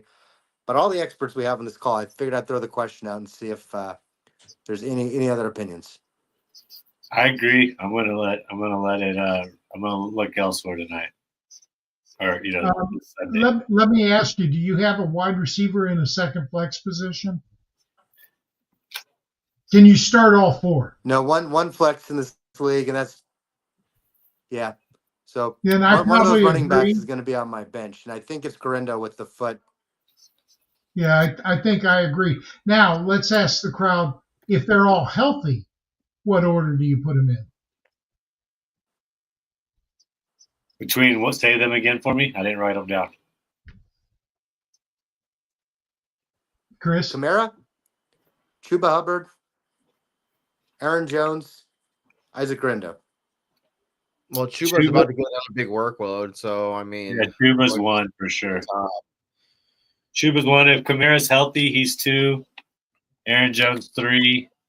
Jones is tough though, because if the matchup this week is not an easy one. Who are the Vikings? No, he's playing the Bears. No, that's a good matchup. I think I put Aaron Jones last just because he's in the last 4 games he's had 4 fumbles. So there's that. But he's a hypercritical Vikings fan, so kick his ass. And you love Aaron Jones because he was a Packer. Yeah, man. I would probably tell you stick Garindo, man. Yeah, it sucks because you wanna give him that shot again. I mean, after what he did last week, especially. But I mean, these guys are all serviceable. The only one that is Kamara. I'm looking up. He's a little banged up, right? Well, and the question is, what happens to Kamara with? It's an illness. It's an illness. I mean, Kamara's that type. Hainer at quarterback. He's still that type dude. If they stack the box, rookie quarterbacks, first year starters, they're not real good at going to secondary receivers. Yeah. One of their weaknesses is dumping it down, and a big part of Kamara's game is receiving. Well, yeah, it's dumping it down though, too. Dumping it down though, right? Like I think that's a tougher question, Chris, than these guys are giving it credit for. It is tough. Well, I just think that if let's say Kamara gets 7 receptions, 62 yards, are you okay with that plus his rushing? I don't think he'll get near that with Hainer. I think if he gets 3 receptions, it'll be a big game for him. I think he's going to get a bunch of garbage time receptions. I don't think Hainer can do that. We'll agree to disagree. Well, we'll see. Is what we'll do. We'll see on Sunday. Hainer. You can't ignore they're playing the Rams. It's just that damn foot, man. You don't know if that foot's gonna. Like Dipsy over here making moves left and right. He just picked up Drew Greenlaw. It's getting crazy. What are you gonna do, Chris? Playoffs, man. Oh, he's gone. Playoffs are here. Playoffs are here, friends. Yeah. Hey guys, I've got to drop. It's been a pleasure. I'll probably tune in the other room. Guess who's here? Rick's hanging out with us tonight.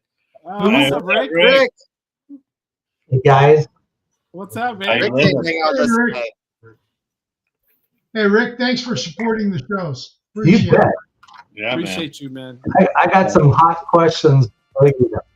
Oh, okay. Let's lay it on us. Yeah. You got me for about 2 minutes, then I got to go. Bad echoes. I don't have an echo on my end. No echo I don't here. either. What's going on, Rick? What's your question? I just put in Leonard Floyd for over 2.25 in a sack. I think he's good for tonight. Hey, Iggy. Yes, sir. You and Evan's show today, excellent show. I really enjoyed you guys with Bob. Yeah, Bob makes everything. Thank you, Greg. It was. I said that to Bob and Evan after the show too. I was like, man, the show had a great flow to it today. Well done. You know, it was fun. It was a lot of fun. Y'all had a good show today. You guys need to track your bets. When you make recommendations, you need to let people know how you're doing. We have them on a spreadsheet. Yeah, we got it. But this week, with it being week 15, I mean, I think week 15 is a bigger week than week 17 because you got way more people playing in the playoffs in week 15. Yeah. So I just wanted to talk fantasy. We had Bob on the show, so be a fool not to talk fantasy.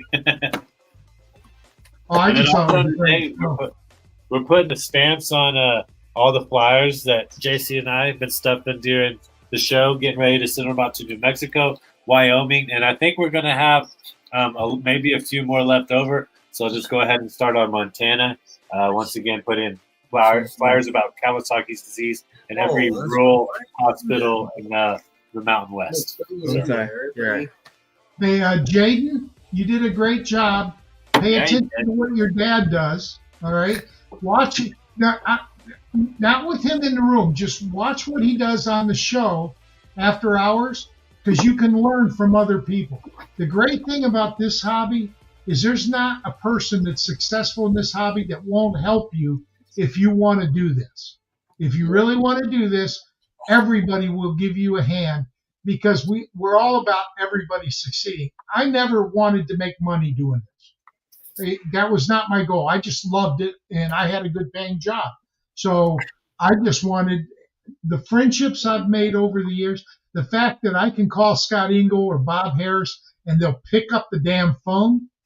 That is amazing to me. I'm just a kid from Michigan. All right.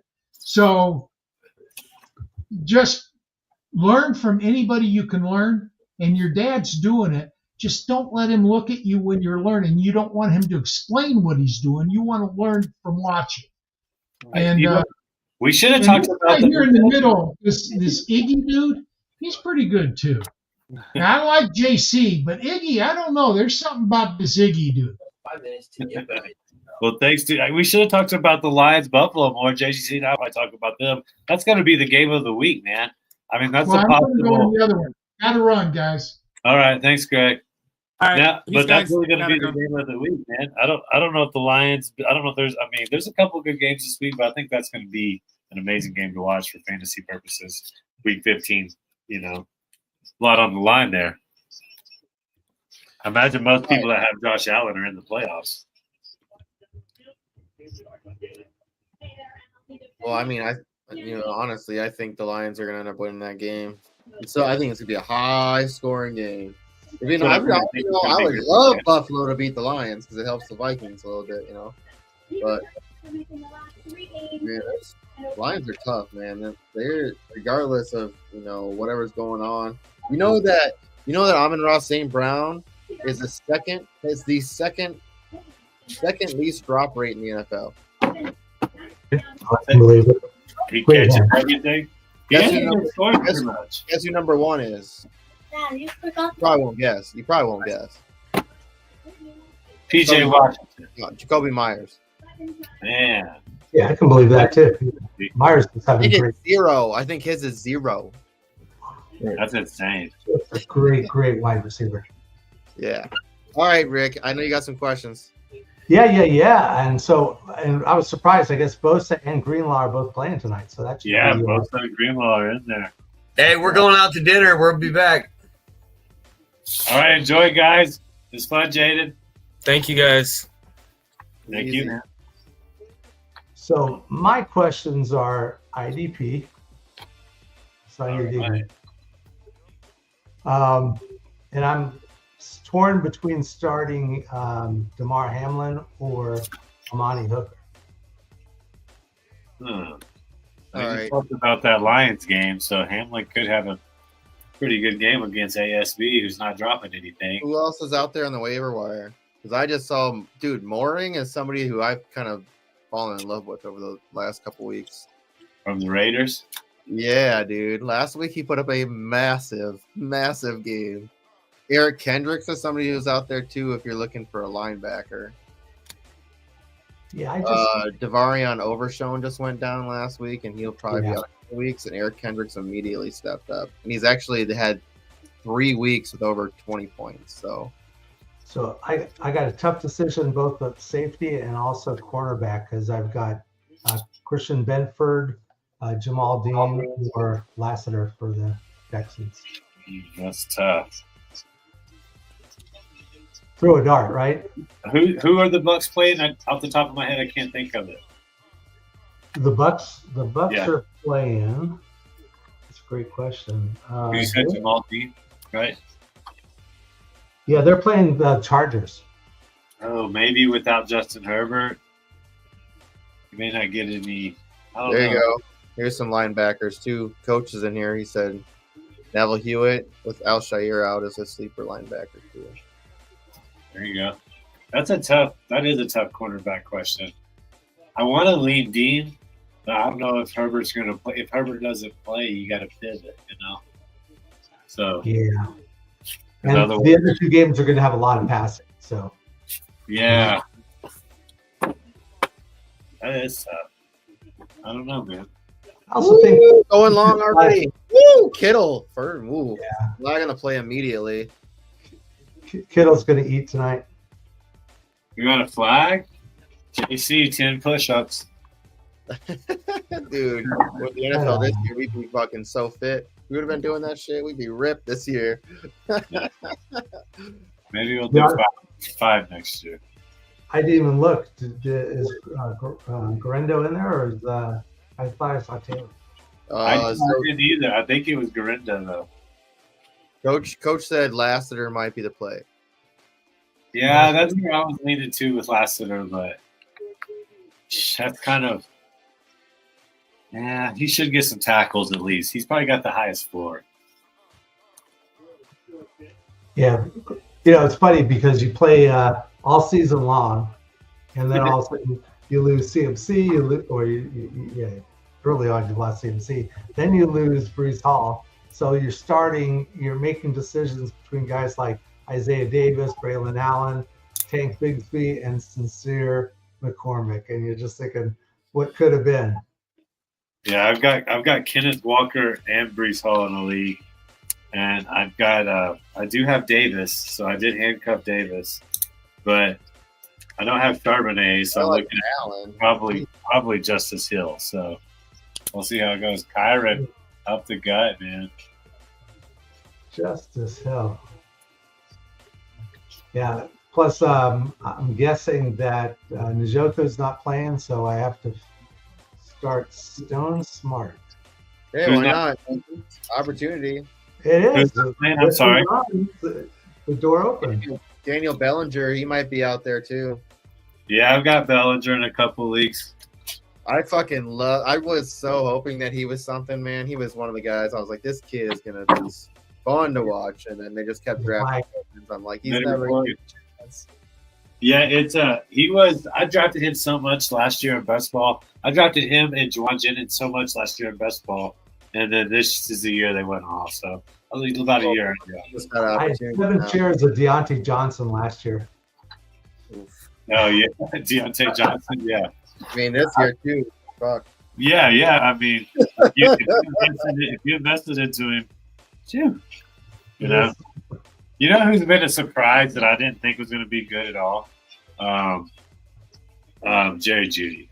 I mean, he's gone through two quarterbacks, losing record, and he really came on strong. So I got to tip my cap to him, man. You know, Jameis throws the ball, and will throw it long, throw it short. He throws the ball.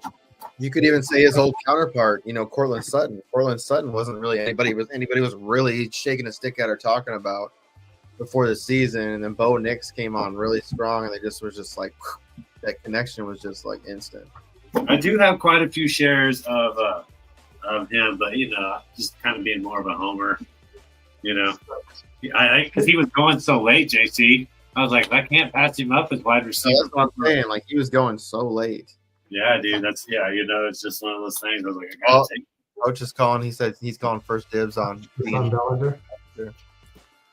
And another player I was high on last year that didn't pan out for me, but I still took a little bit more this year, was Marvin Mims. So I got really fortunate there.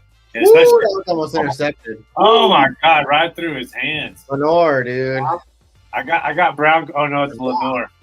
So I had a trade where I got both Mims and Kendry Miller in the trade. Yeah. And both are finally starting to show something. You got him in a trade? Would you give up a draft pick or? No, actually, the guy was desperate. This was last year when he was in the playoffs. I wasn't. So he and I think it was a week that Lamar Jackson was out. So he wanted Allen, who was hard to trade. Allen, but getting Jackson and getting Garrett Wilson. Nice. So, and those two guys were throw-ins. So.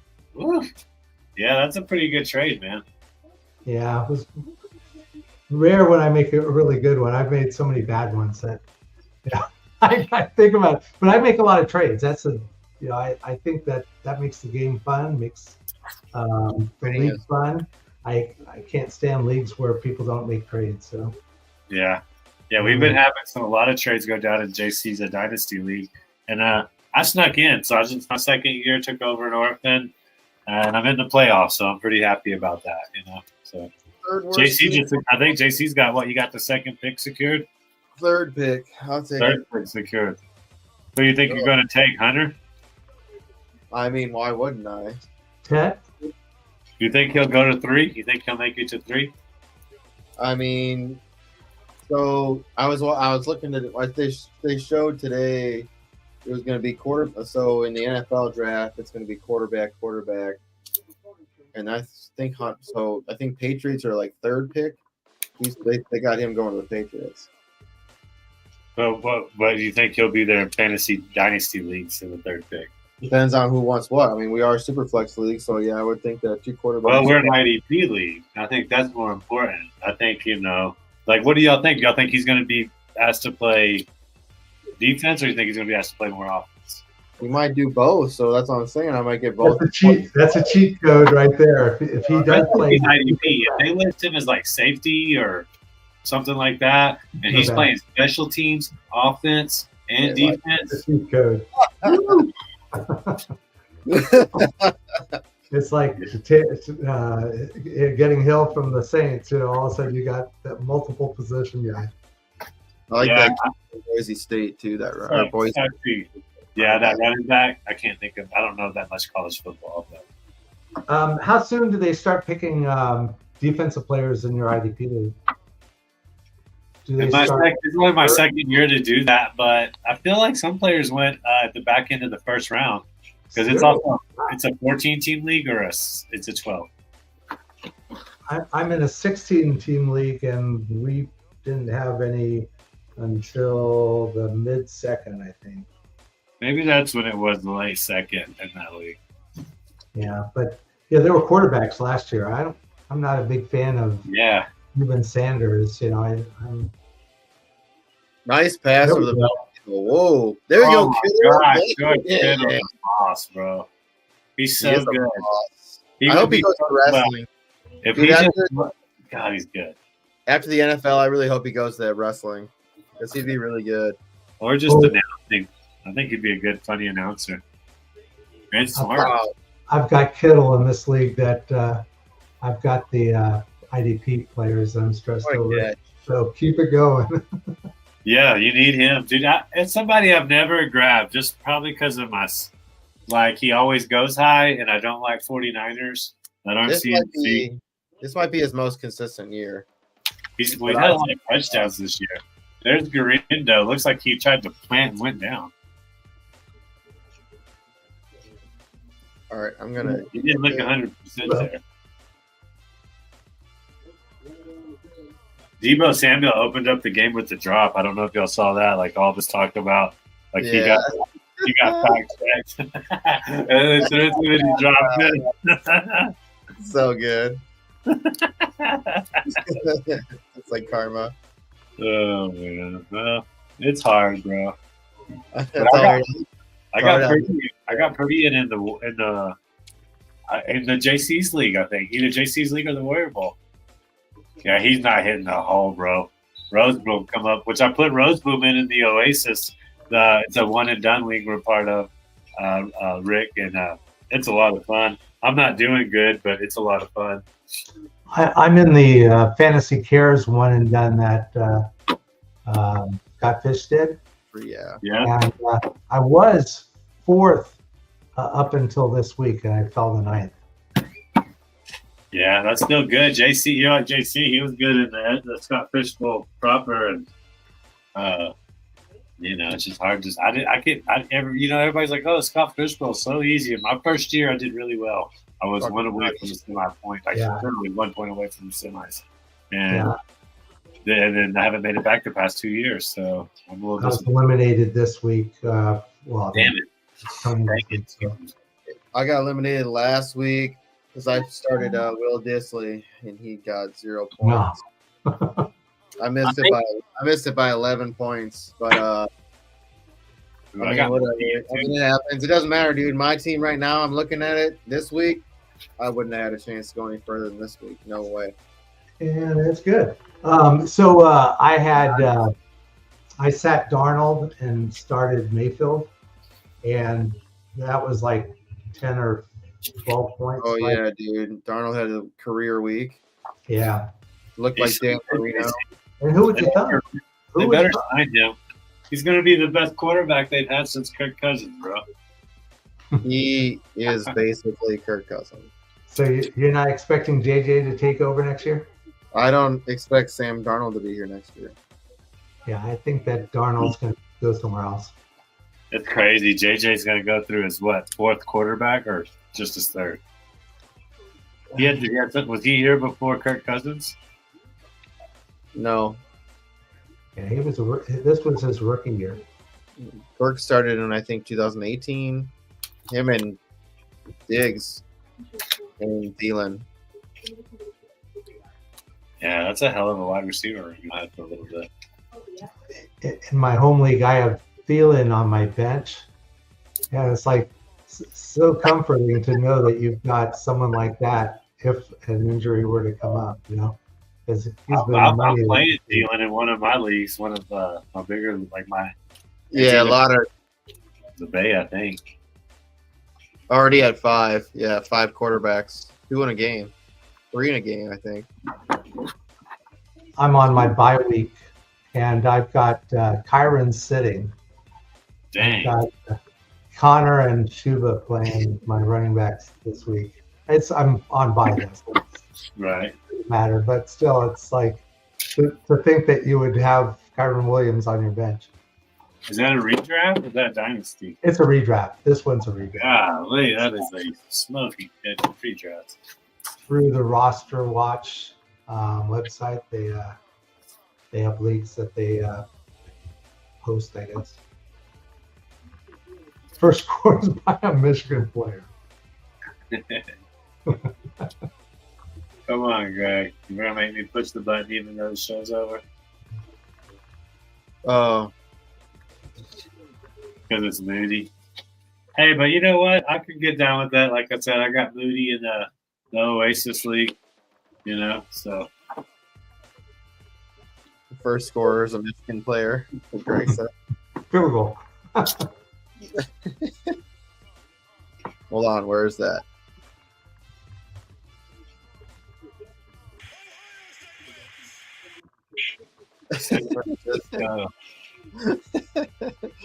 That might be the only Michigan scorer too this week. Oh. there we go. Love it, Rick. Hopefully, Greg didn't hear that. He's hopefully. No, let him have it. Let him have it. I don't know, dude. Lions He are pretty comes up here doing all this blind stuff to JC and I. Come on, dude. You got to reciprocate it. Yeah, I would really like if the Vikings can win, because anytime we play the Bears, we play down to their standards. That's how it is. And then it would be nice to see. Yeah, I mean, it would be nice for us to win and see the Lions lose this week. Tie with them. I would be happy about that. This game is so good. It's got two of my favorite receivers with Puka and Kittle. Yeah, dude. But I still like Cooper Cup too. Did you look at the punter kicker lines, JC? Whoa! What a catch by Puka! Just timely. Off the back of the head, dude. Off the back of the other dude's helmet. Last year I drafted, I think, 6 or 7 shares of him just for the name. Little did I know. For Dynasty? Yeah. God, that is unreal. I know. That's like, man, that's smart football right there. That's a lot of strength.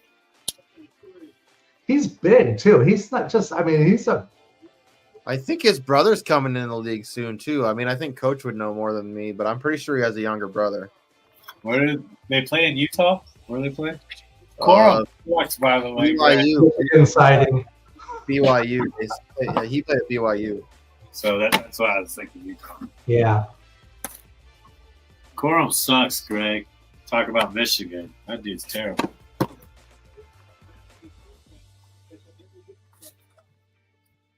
What do we got here? We got Bosa out wide. We got basically a balanced set. Left. Yeah, they're running a chip left. Oh, that should have been intercepted. How did he not catch that? He literally threw that right at Wufunga. That's why they're not wide receivers. Yeah, I guess so, man. You see what Greg said here? Iggy said, Iggy, reciprocation only works if it's realistic. Greg said, hey, another Michigan player. Oh, how do you drop that, dude? Oh, my God. Oh, he's got a cast on. That's why he dropped it. Yeah, I guess. Ufunga. Yeah, right, he's got a cast on his hands. Otherwise, that would have been an interception. All right. We'll give him a pass. Hell of a fun. That was a pass deflection, and you still get points for that. So 2 points. 2 points. Yeah, man, that's not bad. I'll take that. I want to thank everybody for watching with us still, man. If you're over there on the YouTube channel, just give us a like, please. It really help us. We really appreciate you watching. Yeah, the game's going about how I predicted it would go. Greg says Green Bay wishes it. Yeah, they need someone to hand towels out at the end.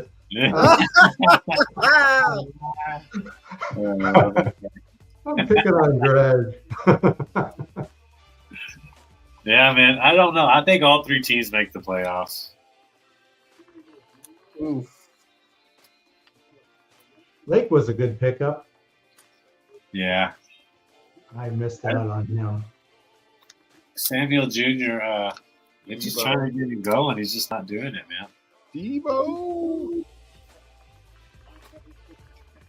Greg says he's having too much fun in the chat. I got to pull it up. I still got like my producer mindset going. I got all the bands and comments going. Yeah, I can't see those if I'm watching this stream, right? I don't think so. Yeah, Coach has got some comments. What's up, Coach? Yeah, there you go. He'll get a catch there. Needed that. I figured he would have a good game tonight. I almost took him in our one and done. So I knew they were just going to try to give him a lot of volume and, give him his get right game to see if they can go on this run without CMC. You know, Man, they Chase are the Brown. defending conference champs. I'll be starting Chase Brown this week. Yeah, he's always good, bro. I got him in one of my leagues, so He's been electric this year. he's been so good. Oh, another pass to Kittle, man. Kittle's had a lot of targets tonight. Wow, they didn't call pass interference on that. He was all over him. I don't know. It didn't look too bad. It's kind of bang bang in real time. Have you seen Kittle, I don't feel like Kittle's really one to complain about shit like that ever. Yeah, you know, he's a true tight end. Tight end shouldn't be complaining. Yeah, I mean, A little bit before. In slow-mo, it looks a little closer, but real time. you're right. So who are you starting in your Oh, one and guy. Yeah, his older brother. His name is My Ty. one and done lineup, let me read it to you. Yeah. Let's see. Good fantasy. Give me a second to pull it up. I really need Purdy to throw a couple touchdowns, though. Jerry's hoping for a big game from Quentin Lake. Oh, man. That's a heck of a bounce. Yeah. That's the sort of thing that, helps win games, though. Getting that lucky bounce on a punt or. Yeah, it kind of could persuade a lot of bets. No touchdowns, but we're just barely halfway through the first quarter, so these teams aren't really. It was a 48.5 point over under, right? It was too high. I should have bet it, but I think I've bet 200s this year, and it's like they've had such good swing games, so I'm backing out of it. But here's my lineup for this week and my one and done. Week 15, Lamar Jackson, Jameis Winston, Jaleel McLaughlin, Jonathan Taylor, Rashad Bateman, JC, Jerry Jeudy, Puka Nakua, Debo Samuel, so I did get him, man. Sam Laporta, Jake Moody, Ashawn Robinson, which you don't know about him, Carolina defensive tackle, really good player. Dude. He's actually on my waiver wire.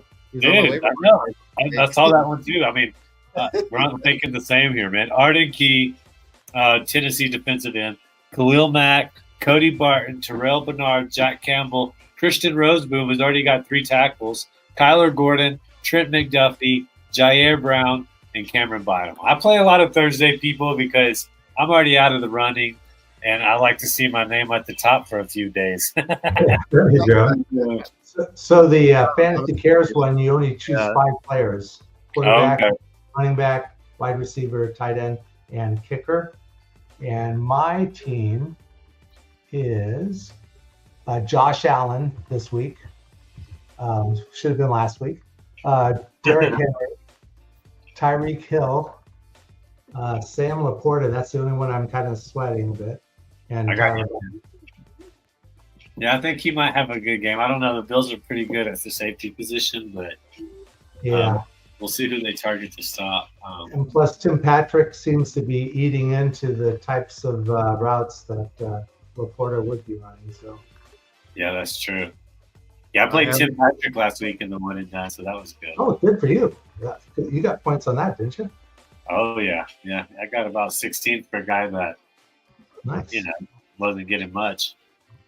I haven't set my one and done yet this week. I don't do it until Sunday, but I beat you last week. All right, it's a little bit more of a chore than 5 teams or five players, huh, Jason? Yeah, if you're picking defensive players too, that makes it a lot more fun. 22 players you got to pick. No, 21. 10 offense, 21. 10 offense, 11 defense. Yep. You're right. And it's true position, so you got to do defensive tackles. Yeah. Cornerbacks. So it's fun. It fun. makes you good. I'm always like, why don't I just bet on these players? Matthew Stafford, golly, that's not a good pass. Not good. Greenlaw, tackle. So there you go. You talking about Greenlaw earlier. Yep.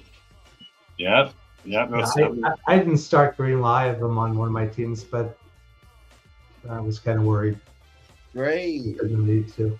Where's Frederick Warner? I think he might be hurt.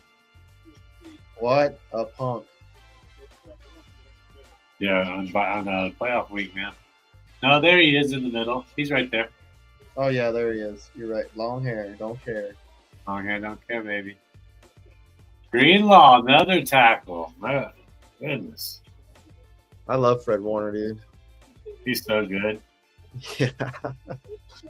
I got an autographed on-field helmet of his back here. Greenlaw wearing that elbow brace. They need to slow the pace of this game down. They need to get a first down, dude. It's 0-3, baby. High scoring game. We love them. We may need to take a kicker prop or a live under.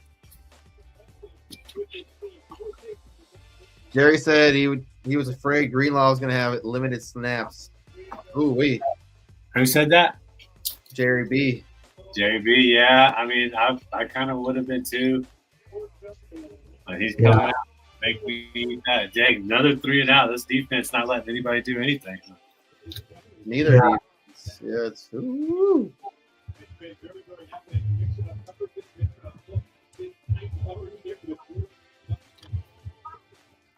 Yeah, my defense on this team is pretty decent. I've got Greenlaw sitting and Share, of course, suspended. But I've got Zaire Franklin, Diane Henley, and Robert Spillane starting. Oh, and Frankie Lubu. Oh, nice. Yeah, Lubu might have a big week. Devarian Ward, dude. Devarian Ward, man, he was a fun pickup. I got him in free agency, man. He's been really good. Yeah. I see 49ers injury roller coaster. Woo! Got to sneeze. He's a 49er fan. I can't believe it. Excuse me. Excuse These graphics are the worst. They're so bad. I usually avoid watching Thursday Night Football, so. Oh, it's like coming I forgot to put it on Prime, dude. I forgot to put it on Prime Vision. We're we're watching it together.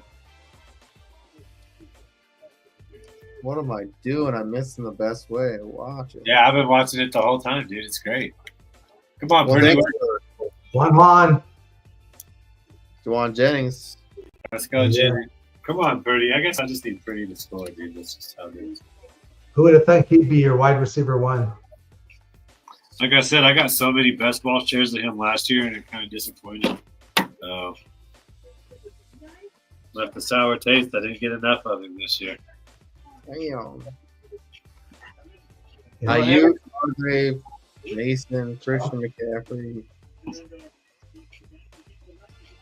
There's is that Patrick or is that Garendo?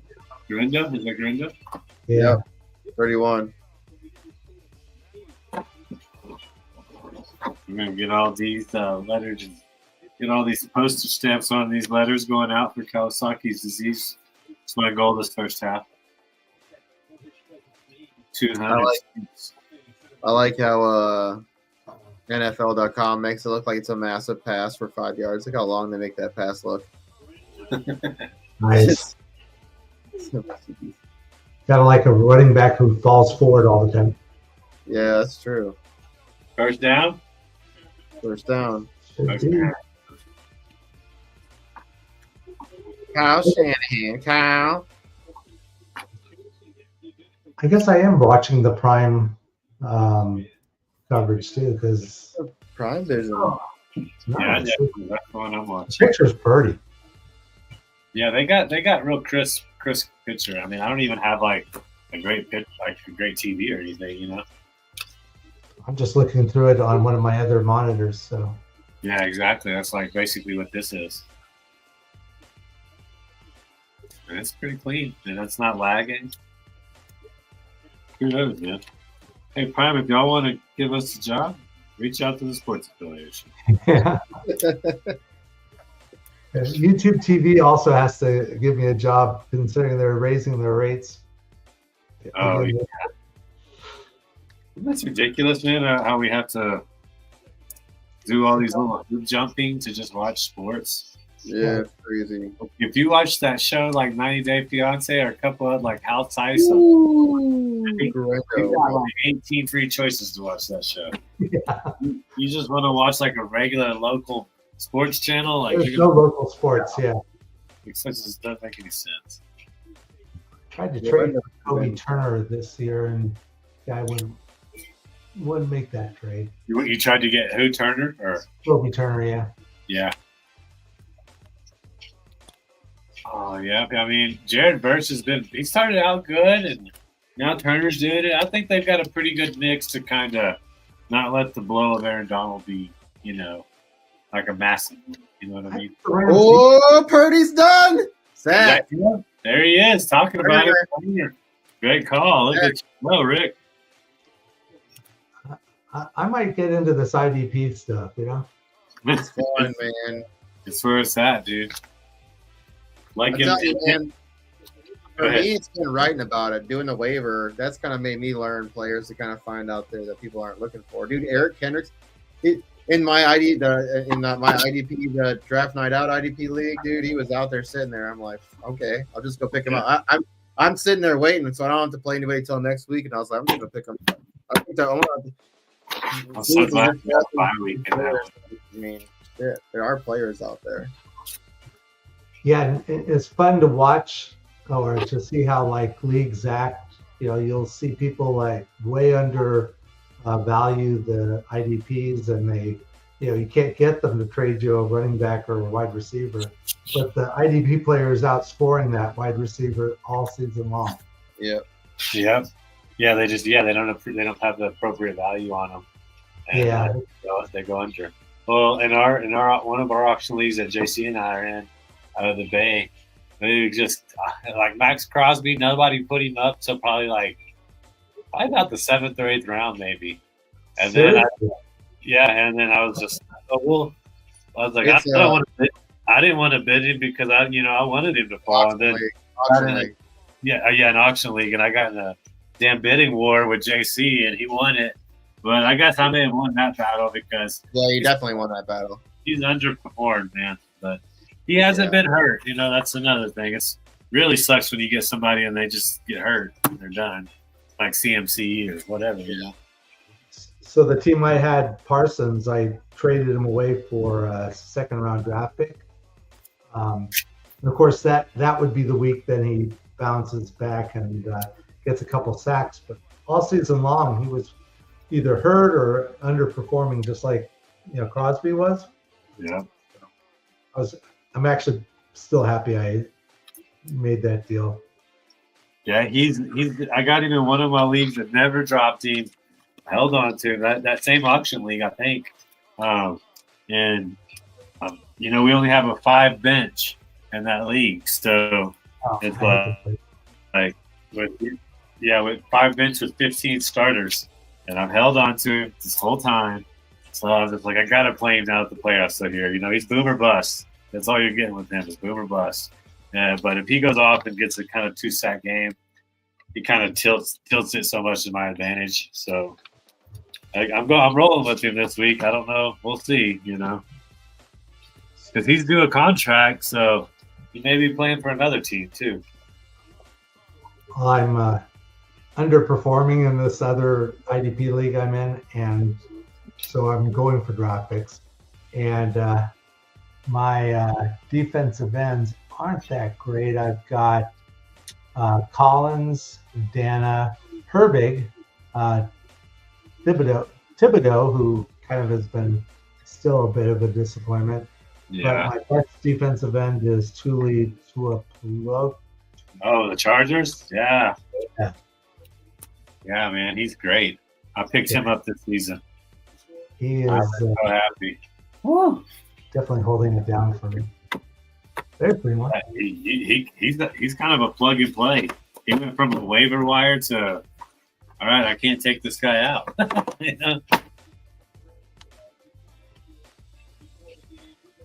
We're making our way through. How many more of these we got left? 1, 2, 3, 4, 5, 6, 7. So we'll get there before halftime. Usually the second quarter, I just chill. Yeah, this is a Thursday night game, where low scoring. Warner is banged up. He's playing through injury, man. I'm telling you. I thought he was. Oh, Greg said, did you see that Cora move? Yeah, he got 4 yards, 2 yards. Greg's excited. Oh, got clipped in the back of the knee. Boy, that hurts. Whew. Puka Nakua, what you gonna do? No! Look at all that time. That could have been a pick six. Yeah, that would have been to the house. Who was the guy that ball? That was that a Michigan player? Oh, it's raining. I'm just now picking up, or did it just start raining? Yeah, it's raining there now. Yeah. Oh yeah, JC, look at the live under. We need to take a look. I can do it. Give me a second. You look at kicker props. I'll look at the under because this just became a traditional Thursday night football game.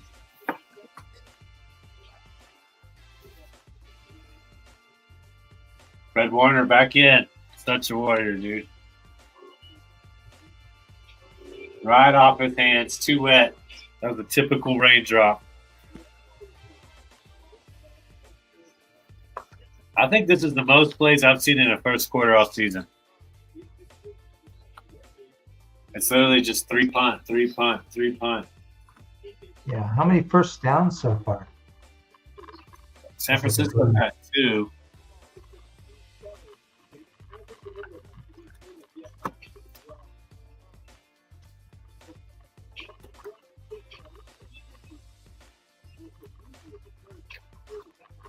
God, that Rams punter can boom it, JC. Yeah, he's really good. We should have bet on punts tonight. Is what we should have done. Yeah, I know. That's what I was telling you. We need to look at them still. I don't know if you can find. I don't know if there's in-game punts. Let's see. Oh, my phone died. Well, that's not helping us. Oh, Let's see what I got here. Live under 40 points. So it dropped 8.5 points. fucking take that. You did? I'm going to put half a unit on it. We're betting live. That's the live bet under 40.5. I don't know. I didn't look at it. I didn't really look at this game for betting purposes. I've been like checking my fantasy football teams obnoxiously many times every day.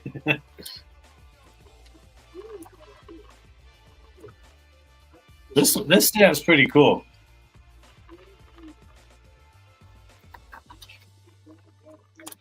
Is that your artwork, JC? Where? Oh, what Iggy was showing. No, this is just a postage stamp for the Kawasaki's disease posters. Oh, I'm putting 200 of these on tonight so we can send them out. nice. Coldest winter I ever had was the San Francisco summer. Well, that's not in San Francisco. That's in Santa Clara. Oh, yeah, that's right. And Santa Clara is warm. Oh yeah. I was born in San Francisco, so I know the. There you go. Santa Clara is like a little over an hour from San Francisco. It's about 30 to 40 minutes, depending on freeway traffic. And it's south, right? It's south, yeah. It's down the peninsula, down towards San Jose. It's the next city up from San Jose. I like Monterey Bay. Oh, that's nice. That's really nice. Oh, it's boring. My cousin lived in Livermore. Do you get to go out there often? I don't live there anymore, but I've been to San Fran. I've been to all those places. It was pretty nice. Pretty nice area. I've been to a couple places in California, Santa Barbara, LA area. Did you ever go to Treasure Island, Rick? Not to Treasure. I drove over it, because Yeah. Most people drive over it, I think. Yeah. Been to Angel Island. Okay. Have not been to Alcatraz. Me neither. I've never been there either. I've seen it. I was just Seen in the Rock. San Francisco a couple weeks Seen the ago. Rock, though. Let's see here. Live play props. Nothing. I don't know if they have any kicking. Let's see. Better. I thought I saw one for Kittle. It was like He's probably got pretty high. his was there was an anytime Williams touchdown, and there was a Kittle. I thought I saw one for Kittle, but there it was 4.5 receptions. What's he at right now? 2 or 1? He's got 2 now, I think, right? Next touchdown score. So first touchdown score. Man, this is tough. The Rams Yeah, they are don't really give you. I can't. Where do you find IDP places too? I don't see tackles right now. tackles. That might be a little more difficult. Let me see if I can. No, they don't have it on DraftKings. Oh wait, Yeah. there's the live touchdown score profit boost. So I'm going first touchdown score. Should we just put it on Kyron Williams? Is that plus plus So 5? San Francisco gave up 2 touchdowns to running backs. They're the second most touchdowns to running backs, and they gave up 2 rushing touchdowns the last time these 2 games played. I guess that's a yes. So that's what we're doing. Kyron Williams' first touchdown score boosted to plus 665. $20 max. I'll put the max on it. 153 if he scores first. So now we got something else to root for. Let's go. Yeah, they just need to break one play to get him within range, right? Yeah, I mean, he runs pretty hard. I don't know if the rain is going to help or hurt him in the offensive line. I would think help, but I don't know, you know. Greg said he spent 36 weeks learning the Russian language in Monterey Bay. Monterey Bay. So were you outside reading on looking around, or were you inside? So, Greg, you must have been stationed in Monterey? Pretty Yeah, there, dude. It's Greg was stationed there. I've always wanted to go check out Mavericks being a surfer, but I'm not near good enough to go out there. that's where Pebble Beach is in Monterey Bay. The golf course? Yep. 9-mile drive. I want to go to like Slow and Santa Cruz. Slow being San Luis Obispo and Santa Cruz, and go check out that bay. I've never really seen that part of California. I did take a bus. Took a bus from LA to French Language Institute, I figured. Hey, there's also great mountain biking on that, all up and down that coast. yeah. I'm like in the mecca of mountain biking. So some people go out there and mountain bike a lot. Yeah, I'm outside of Houston. Not so much mountain biking. Where are you at again outside of Houston? Just Montgomery, Montgomery, okay. which is about an hour north of Houston. Yeah, it's north of Humble. It's north and west of Humble. Okay. And you even said it right. People will say Humble. Yeah, Humble. Yeah. But yeah. Yeah, most of my family lives in Humble. So. Humboldt County? No, Humble. It says Humble, Little that's the city. Oh, in Yeah. Texas?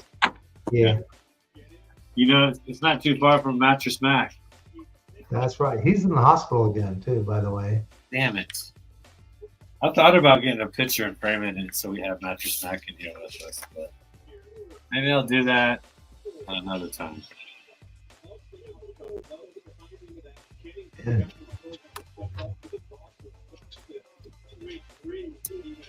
Another flag, JC. 10 push-ups, dude. I probably already did 1,000. Fucking shit's crazy. With the amount of flags this year, you could probably clothe half the U.S. with homeless people. You Crazy. Oh, man. Yeah, not anywhere. you got to lay a brick every time you And Not anywhere. Lorendo is not doing anything. All right, we're in the second quarter. Yes, sir. Second Quarter.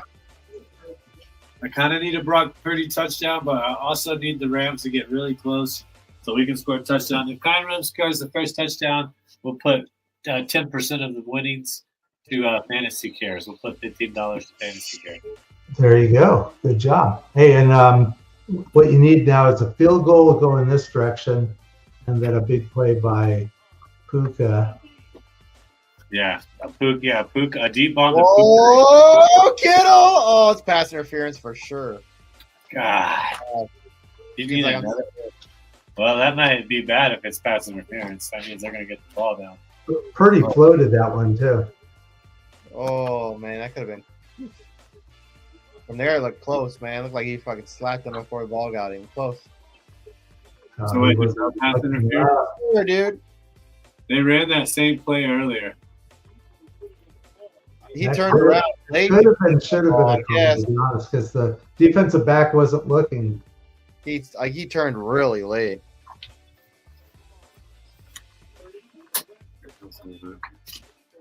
Greg says it's north of him in the spring too. In spring. Yeah. Not the spring. It's actually. So wait, are you closer to Conroe then, or no? You're not closer to Conroe, are you? Yeah, I'm right below Conroe. Okay. Or actually more, I guess, west of Conroe. Okay. Man, that's gonna be holding. Woo. But we're right next to the Lake Conroe. Yeah, you're pretty close to Lake Conroe. That's what I was thinking. Yeah. Oh my. 4th and 9. Oh! Is it Hoodie again? That's gonna On make the it 1 tough. yard line. Huh? He's on the 1 yard line.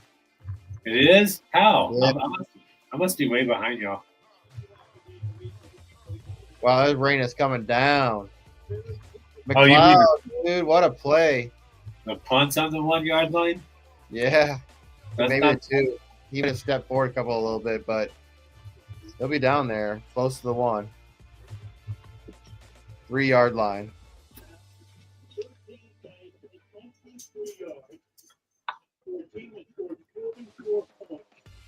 Kyron Williams, 103-yard touchdown run right here. That'd be sick. Straight through, go.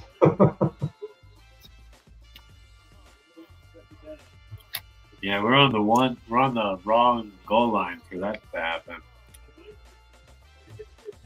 Kyron Williams was my stud to sit last week. Uh-oh. I was 1 week off. Hopefully he scores a touchdown. Yeah, no, I'm still rooting for your touchdown, but Man, is that Greenlaw again? My gosh. Kudos to Dempsey. there we go. There's the first.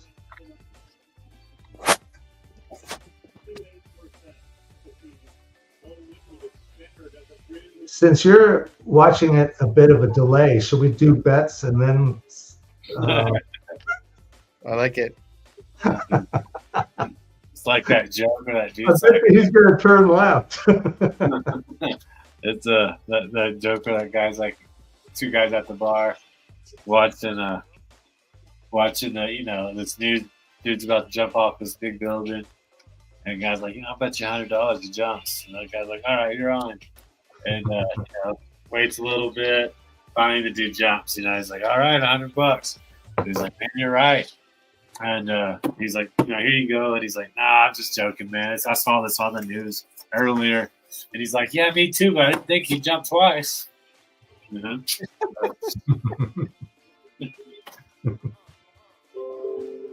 on, take it to the house, Kyron. Bonga had other plans. Can I get Shiner as a sponsor? Shiner, yeah, that'd be great. This one is a Shiner prickly pear. Shiner Bob. Yeah, the Christmas special beers. I remember those. Yeah, this one is really good. Shiner. That is a good beer. I remember thinking it was really good. I like their Bach. The Bach is really good. The Bach. They also have a good Pilsner, and I like Pilsners generally, but yeah, that's what I'm a Pilsner guy too. I was stationed in Texas. It was super sweet. Shiner Box of beer I've seen all over the country though. I've seen it in New York City, I've seen it in a couple places. I was stationed in Wichita Falls. Yes. Oh, nice. Not nice. So you talk about nice. This is fucking boring as shit, dude. There's nothing to do there. It's they're in the middle of anywhere near Oklahoma. Pretty bad. Yeah, exactly. Well, 3rd and 10 already. Damn, big run by Stafford here. No way. Big Stafford run, first down. No, it's not. Are you serious? He covered his rushing proper. Guarantee it. And yeah, big run here. 10 yards for sure. I think Bam, big hit though. Holy shit. Bang. Laura got him. So did Warner from the side. Yeah. Bosa. Woo! Bosa's like, fuck. Damn it, dude. Yeah, he covered his rush. No way. No way he had 9.5 yards. He's at 11 yards right now. Yeah, he covered it. I promise. Kuka is such a stud. Yeah, he got folded in half by Lenore there.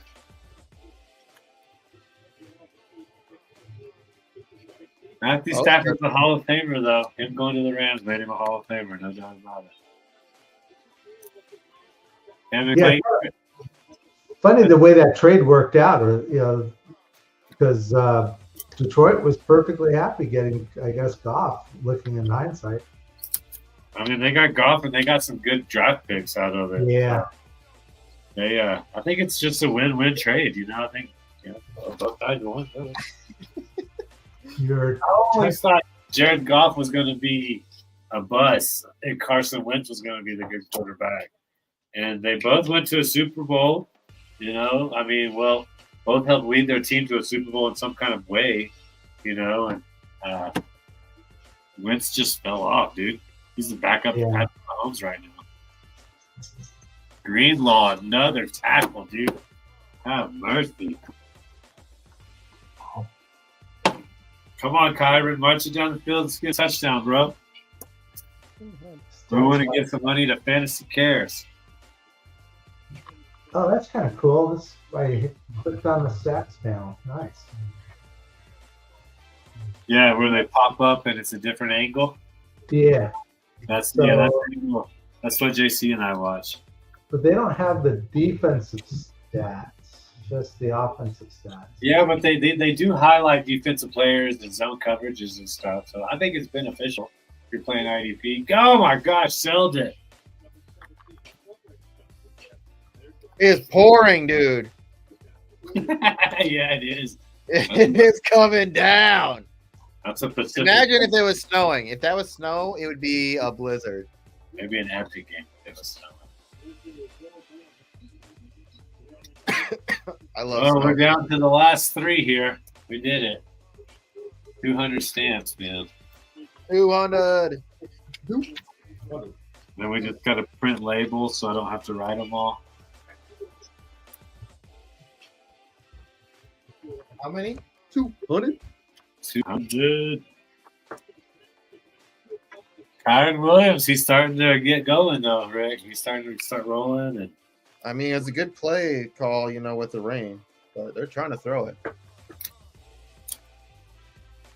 Puka Nakua is always scary down by the red zone, but Kyron Williams is good. Oh! They're going to call that a forward pass.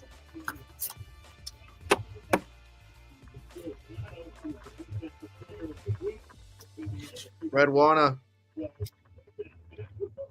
Parkinson, so they got quads left, man. Empty backfield. Parkinson's open, dude. You missed him. He was open, and you threw it too late. Yeah, I need him to do some work tonight. I almost put Parkinson in the Oasis, but what else? Need him for drafters. Man, these punters have been doing hella good. These punters, both sides, man. The stars of the game are punters, and it's not a good game. Man, I wish we would have looked at the punter stuff beforehand. It might have been covered already. I'm glad we took that live under, though. If they keep running the ball and we go to halftime 3-0, I don't know how they get to 41 points. Oh, man. You go check out JC's waiver wire article when y'all get a chance. It's over at affiliation.com, man. A lot of good stuff over there. So, good chance. There's still players to get. Will Lutz, Eric Kendricks.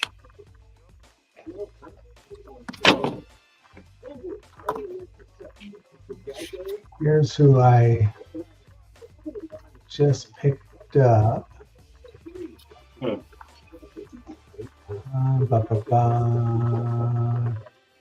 Transactions.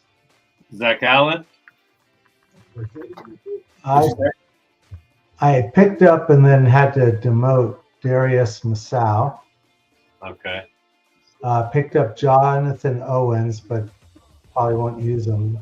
But Milton Williams, I picked up from Philadelphia, defensive tackle. I'm really light on defensive tackle, so.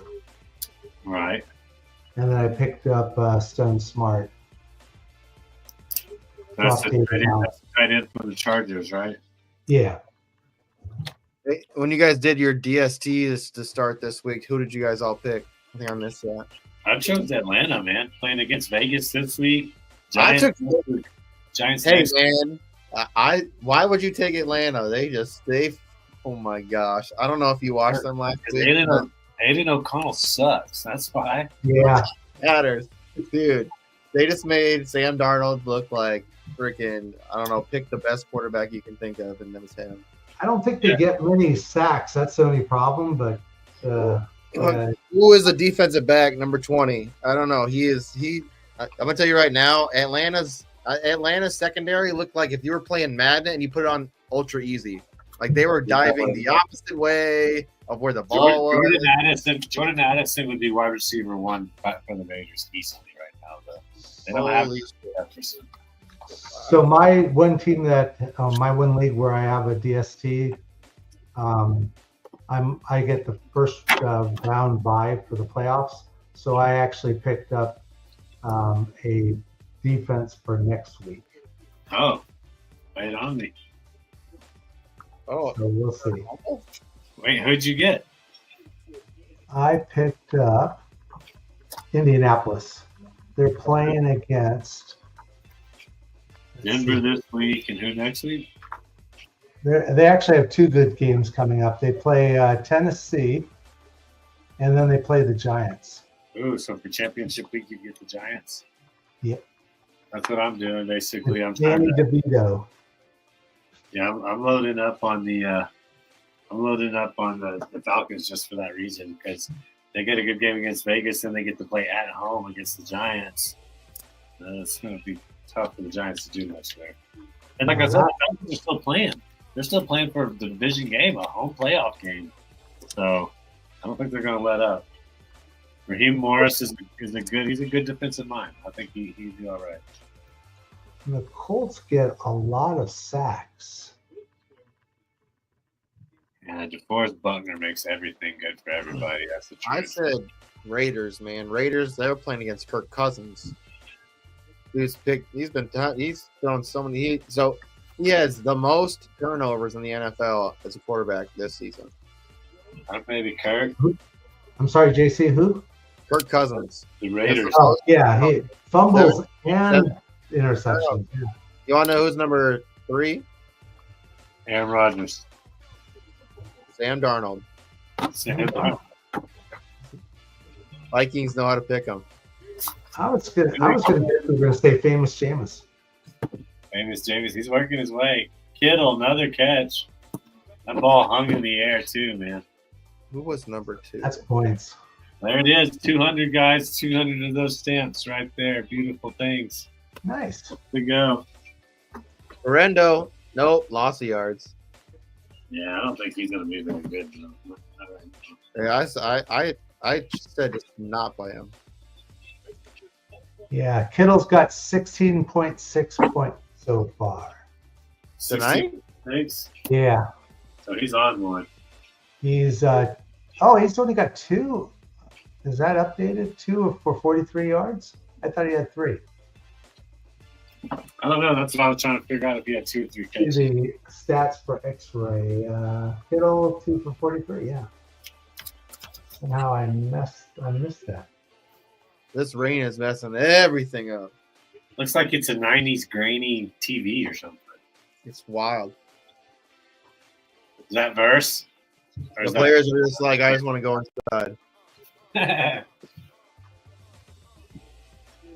Oof. Would you rather play in rain or snow?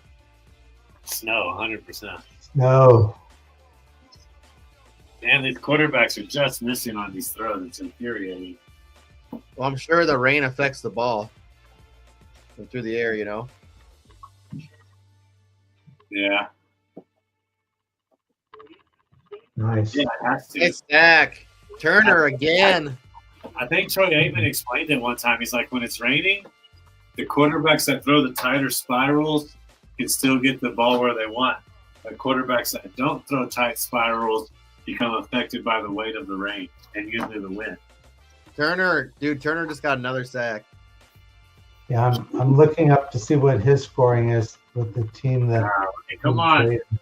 Let's go, Brock. Pretty quick. There's 6 points, right? Iggy, 6 points for a sack. 6, like, well, you know, in fantasy football sevens, you get points for the sack. You get points for the tackle for loss, the quarterback hit. So you get a lot of points that way. Some leagues even give you sack yards. Sack yards even, yeah. Yeah, sacks can be big plays. Let's see. A lot of points. Yeah, I'll look up on. It's his team. Yeah, dude. Oh my gosh, that feels good. Now we'll just print the labels out this week. And we'll have those going on next week. Be putting the address labels on. And that's what it's all about. We do the hokey pokey. Damn, see, he was available on waivers out there too. He's already at, dude, before the half, he's already at 26.3 points. Who is? Kobe Turner. Kobe Turner. Dude, he's I told you, like, the Rams did a pretty good Oh, job. man, he gets the Jets next week too. Oh, man, yeah. Yeah, I'm torn if I should play Walker against the Jets or DeForest Buckner against the Broncos, man. That's a tough decision to make. So Kobe Turner has 48.8 points right now. In your whatever league you're playing in, right? Yeah. That's not bad to start the playoffs. I mean, I guess 3 you're on tackles, 2 assists, and 2 sacks. Let's see what he is in your FF7s.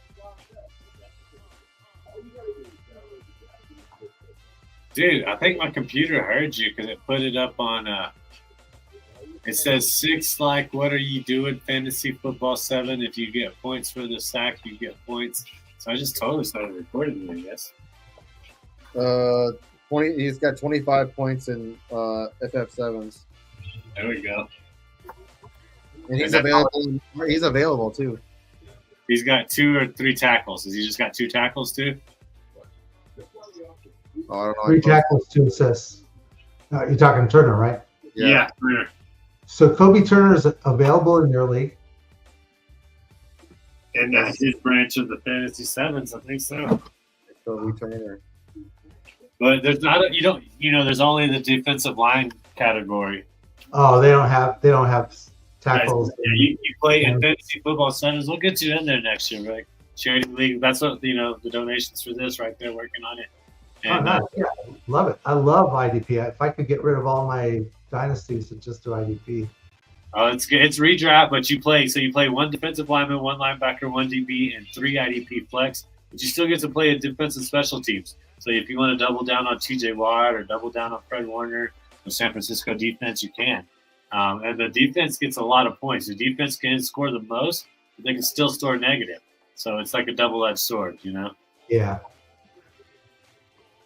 But yeah, I've been playing in that format. I created it about 2011. So yeah, 15 years ago now. So not consistent. Jerry's saying that Turner isn't consistent, but he does turn on. Jerry, my things keep. I don't forget to scroll down. Greenlaw is back, baby. Yeah, Jerry, he definitely is back. There's no 2 ways about that. He's gonna have a better week than probably. I'm gonna say he's gonna probably finish in the. He's already 5 punts for the Rams. First half. You think the line with that high of an over/under? I bet they had the punt line pretty low. They've got plenty of time to score the touchdown. Yeah. Well, that's one thing we should look at for these Thursday night games. One thing we should look at is weather, if it's inside or outside, in the teams that are playing, and over/under. Yeah. Because you're right. That probably was something there. There was probably rain in the forecast, which would have been like, all right, well, that says something. They're probably going to run the ball a lot. And then the over-under, which was what you said high, it was like 50-something, right? No, Rick said it was at 48, didn't you, Rick? Yeah, it was 48.5. So, and you said it was the current live was I put 40. it on it at 40.5. Rams and Bills, you saw that go way over. I think that's why they thought that. But I feel like these two teams, like really defense, they play defensively against each other. Yeah, we can already cash out our ticket for profit, but we'll just let it ride. Only put half a unit on it, so win almost half a unit back. What's it at now? What I would do is cash it out now and just place the same thing on it. You're already up. Let's see. It's at 32.5 now. I don't think it's going to go over that, man.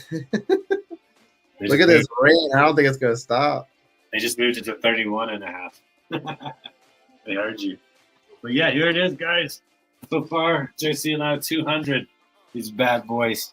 Let's go. Go, man. Hey, Troy, we just got to get the postage for the addresses. And then we'll be done, man. Better Floyd. I bet on him to get a sack. Did he get one? No, I just got a tackle. Okay. Well, it's better than nothing. I need the money for the bet, though. Oh, that was Greenlaw again, bro. You're behind. Oh, yeah. Let me try to. I just bet on it if you want. We can bet on it. I just tweeted you or I direct messaged you a weather NFL weather Twitter account. That guy's usually really good about putting the weather impact on games. Oh yeah, Mad FF. Yeah, he's pretty. Yeah. Pretty cool. Greg, I agree. Wind is much worse than rain in reality and for football. Yeah. Especially here in Minnesota, the wind sucks ass. It didn't look like there was going to be anything that was going to be impacted by wind this week and just rain. There's a bunch of games that there's going to be rain. I feel like rain and snow, you see a lot of running. All right. I've been standing for quite a while. I want to sit it down now, guys. All right. 2-minute warning, 3-0. Playing in the rain. Still a chance. I wore this shirt in honor of Randy Moss. You got Moss? Yeah, man, I hope he does well, dude. Like I said, my uncle played dominoes with Randy Moss a few times. You know each other in first base's name, so uncle said he was really cool, actually. A little flow pass to Kylan Williams.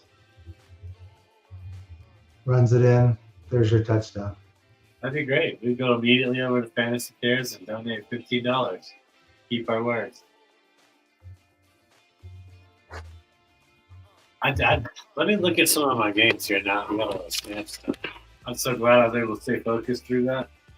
But now it's time to look at the real deal. Y'all been looking at y'all's scores. So I'm down 8 points in our Bay of the Beast. He's got Kyron Williams, so it's kind of a double-edged sword there, I guess. Quan doesn't have anybody in. I don't have anybody in. Oh, he's got Cameron Curl in. He's got 6 points. Oh, wait. He's got Cameron Curl on the bench. So. All right, I got to look and see who's doing well, who I'm going to be facing. Mel, you're beating me. Mel, you got 6.3 points. And you got George Kittle. Dang it. You also have Patrick Taylor, though, so.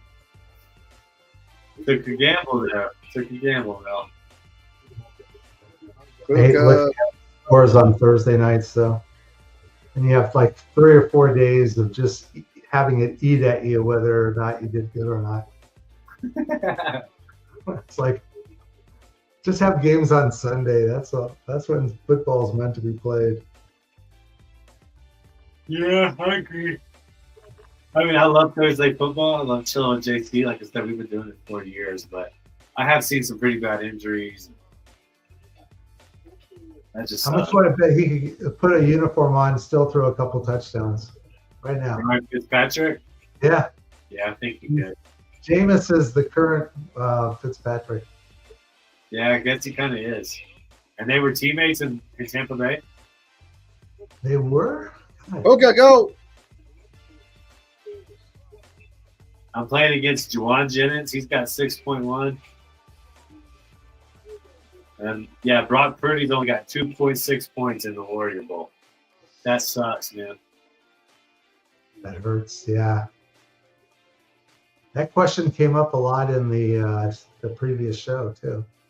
Yeah, it's a definitely popular question right now. Man, I bought some brisket, like select meat for burgers. We're making them tonight, so I'm getting pretty stoked about them. You're asking someone from Texas if they like brisket? Oh man, I'm from Texas, bro. I lived my first 23 years there, I guess. So I love a good slow cooked brisket. A lot of work, but in fact, I usually prefer to smoke pulled pork because it's easier. Yeah, we get more pulled pork, especially with the cost of brisket right now. You know, it's he's gonna kick a field goal. What's he doing, guys? Yeah, field goal. But man, yeah, growing up, we had brisket. Field goal. Then we had a brisket probably in the summertime once a month. So, you know, May, June, July, August, we're probably having a brisket smoked with the family about once a month. Now, do you stay up all night to watch that thing, or do you have like a pellet? Yeah, my wife's family, that's how they do it. My family would just get up super early, smoke it for about, 16 hours or so, I guess. And we start eating it late at night. I start mine at 11 o'clock at night, and then with the pellet grill, you don't have to watch it. Yeah. Just get up the next morning and then check to make sure you haven't run out of pellets. Yeah, the pellet cooking's nice. One time in college, my roommate, we had neighbors when we were living in this duplex, and they were really cool. They were like, grown adult family with kids, and they moved out, and he was like, man, I think he got a new job somewhere. And he was like, I'm going to buy a new grill. Do y'all want this? And we were like, yes, of course we want it. And it had like a little the part to put the wood in and like keep it low temperature so you can smoke it. Yeah. It was a pretty nice grill, especially for two college kids, And my friend Mikey stayed up and cooked it, and it was like definitely the best meal we had in 2 years there. So I'm always really thankful for that guy and Mikey cooking it. Yeah, offset smokers are the best, but you do have to keep feeding it wood. Yeah, that's what I'm saying. Like, that's why I was thankful for him, like, tending it. You got to really take care of it and not get it too hot, but still keep the fire going. It's a little bit of an art, honestly. Yeah. And you watch those, like, Franklin's Barbecue, the guy, for his first name, but he does a lot of videos and, he makes it seem super easy, but, it was years of work to get to that point. The other thing I like about it is I have an app on my phone, so I start it up and I can monitor it from inside the house. Yeah, that is. You get old, you get lazy. Have you ever ate at Kreitz? Say what? Have you ever ate at Kraut's? No. Like over there in Luling and Lockhart, and that like east of Austin, probably about an hour and a half, 2 hours from where you are. It's the best barbecue in the world. I mean, I've been to Cooper's in Lano. Lano, yeah. Yeah, that's Cooper's. That's pretty good. Cooper's, yeah. Tomball called. We should be getting. Yeah, there is one in Tomball. There is like some famous barbecue joint there. I know about Tejas chocolate and barbecue. It is really good. You got this one in Spring, probably Greg knows it. It's called Corkscrew, and that's supposed to be really good too. I don't know that one. Yeah, if you're ever passing through Luling, it smells like oil really bad, but the barbecue there is amazing. It's just like this little market, like city place. Luling Market. Yeah, I've heard of it. Yeah. Yeah, the Luling Market. Really good barbecue. Brisket specifically. So a 3-3 game. Hey, man. JC and I have sat through so many of these 3-3 games. We're right back in our rhythm, dude. Thursday night. Yeah, Greg, look at that. Who is going to pass Green Bay, dude? Seriously. You're going to expect Washington to win out, and then who's the next NFC team? Philadelphia. No. Going for the last wild card spot. Oh, yeah.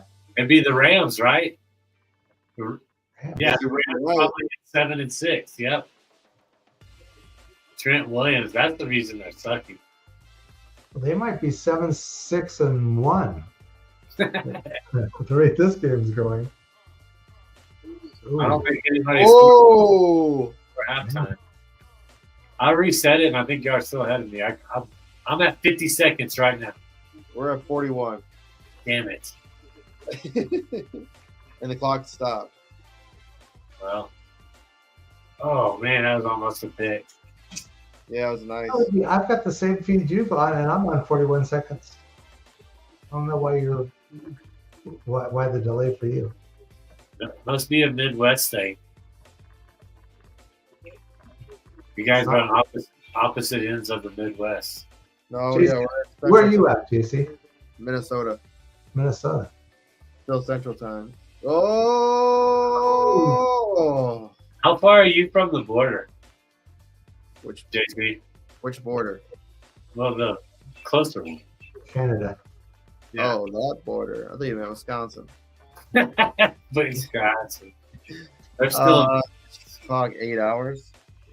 So you're still pretty big, because Minnesota, St. Paul, or Minneapolis, St. Paul is still pretty far south, right? Yeah, it's like I'm probably like 2 hours, How far are you from Iowa? like 2.5 hours. Yeah, so you're still a long ways. Minnesota's long, dude. Yeah, It it's is a tall. big state. It's just tall. It's already fourth down again, another punt before halftime? Yeah, we got to start looking at that punting prop with consistency. I'm going up to Duluth, and it's like 2.5 hours from here. So Duluth isn't on the border? No, it's on Lake Superior. Okay. I'm going to laugh at it on the border. You gotta keep going north. Are you going to watch that movie about Bob Dylan? It's like him and Prince, dude. That's what makes y'all state famous. Yeah, Prince, dude, he's fucking awesome. Man, did you see that guitar solo he did on While My Guitar Gently Weeps? Yeah, he killed it. Oh, and he threw the guitar up in the air and just marches off. What a guitarist. That's I like when he leaned back off the stage and is like, yeah, and someone's holding him. back up. Puka. Back-to-back play for Lake, he says. Dang, Jerry. I mean, it wouldn't kill me to have an 80-yard. They're not even going to call another play. No. Oh, That boring. was fun, guys. They're like, we're ready to get out of the rain. Yeah, they're like, let's go. We're ready to get out of the rain. And Matthew Stafford usually loves padding his stats, so they're ready to go. It looks like it's not raining at this point, though, right? I don't see as much. That's awesome. It was definitely downpouring. Another successful first half with us. I think our first touchdown bet is still on. He's still alive, dude. Good luck with that bet. The under is still well. I think there's no way they get to 42. Well, they 6 touchdowns is 42 points. So 5 touchdowns. I don't know, man. That'd be pretty hard, probably. Yeah. Defenses are too good. Yeah. Well, thanks for letting me drop in. Anytime, Rick. Crash bro, you didn't crash the keg party today. You brought the tap to the keg party, bro. Yeah. Oh, well. Enjoy the second half, guys. I appreciate it. All right, we're getting out of here, everybody. Appreciate everyone hanging Shout out. out to JC and the shirts, man. He's making some more. You didn't see IDP over We're everything. making Let more us know. shirts, so be on the lookout for that. IDP over everything, plus some All other cool shirts. Definitely. All right, we're out of here. Thanks, guys. Later. Later, guys.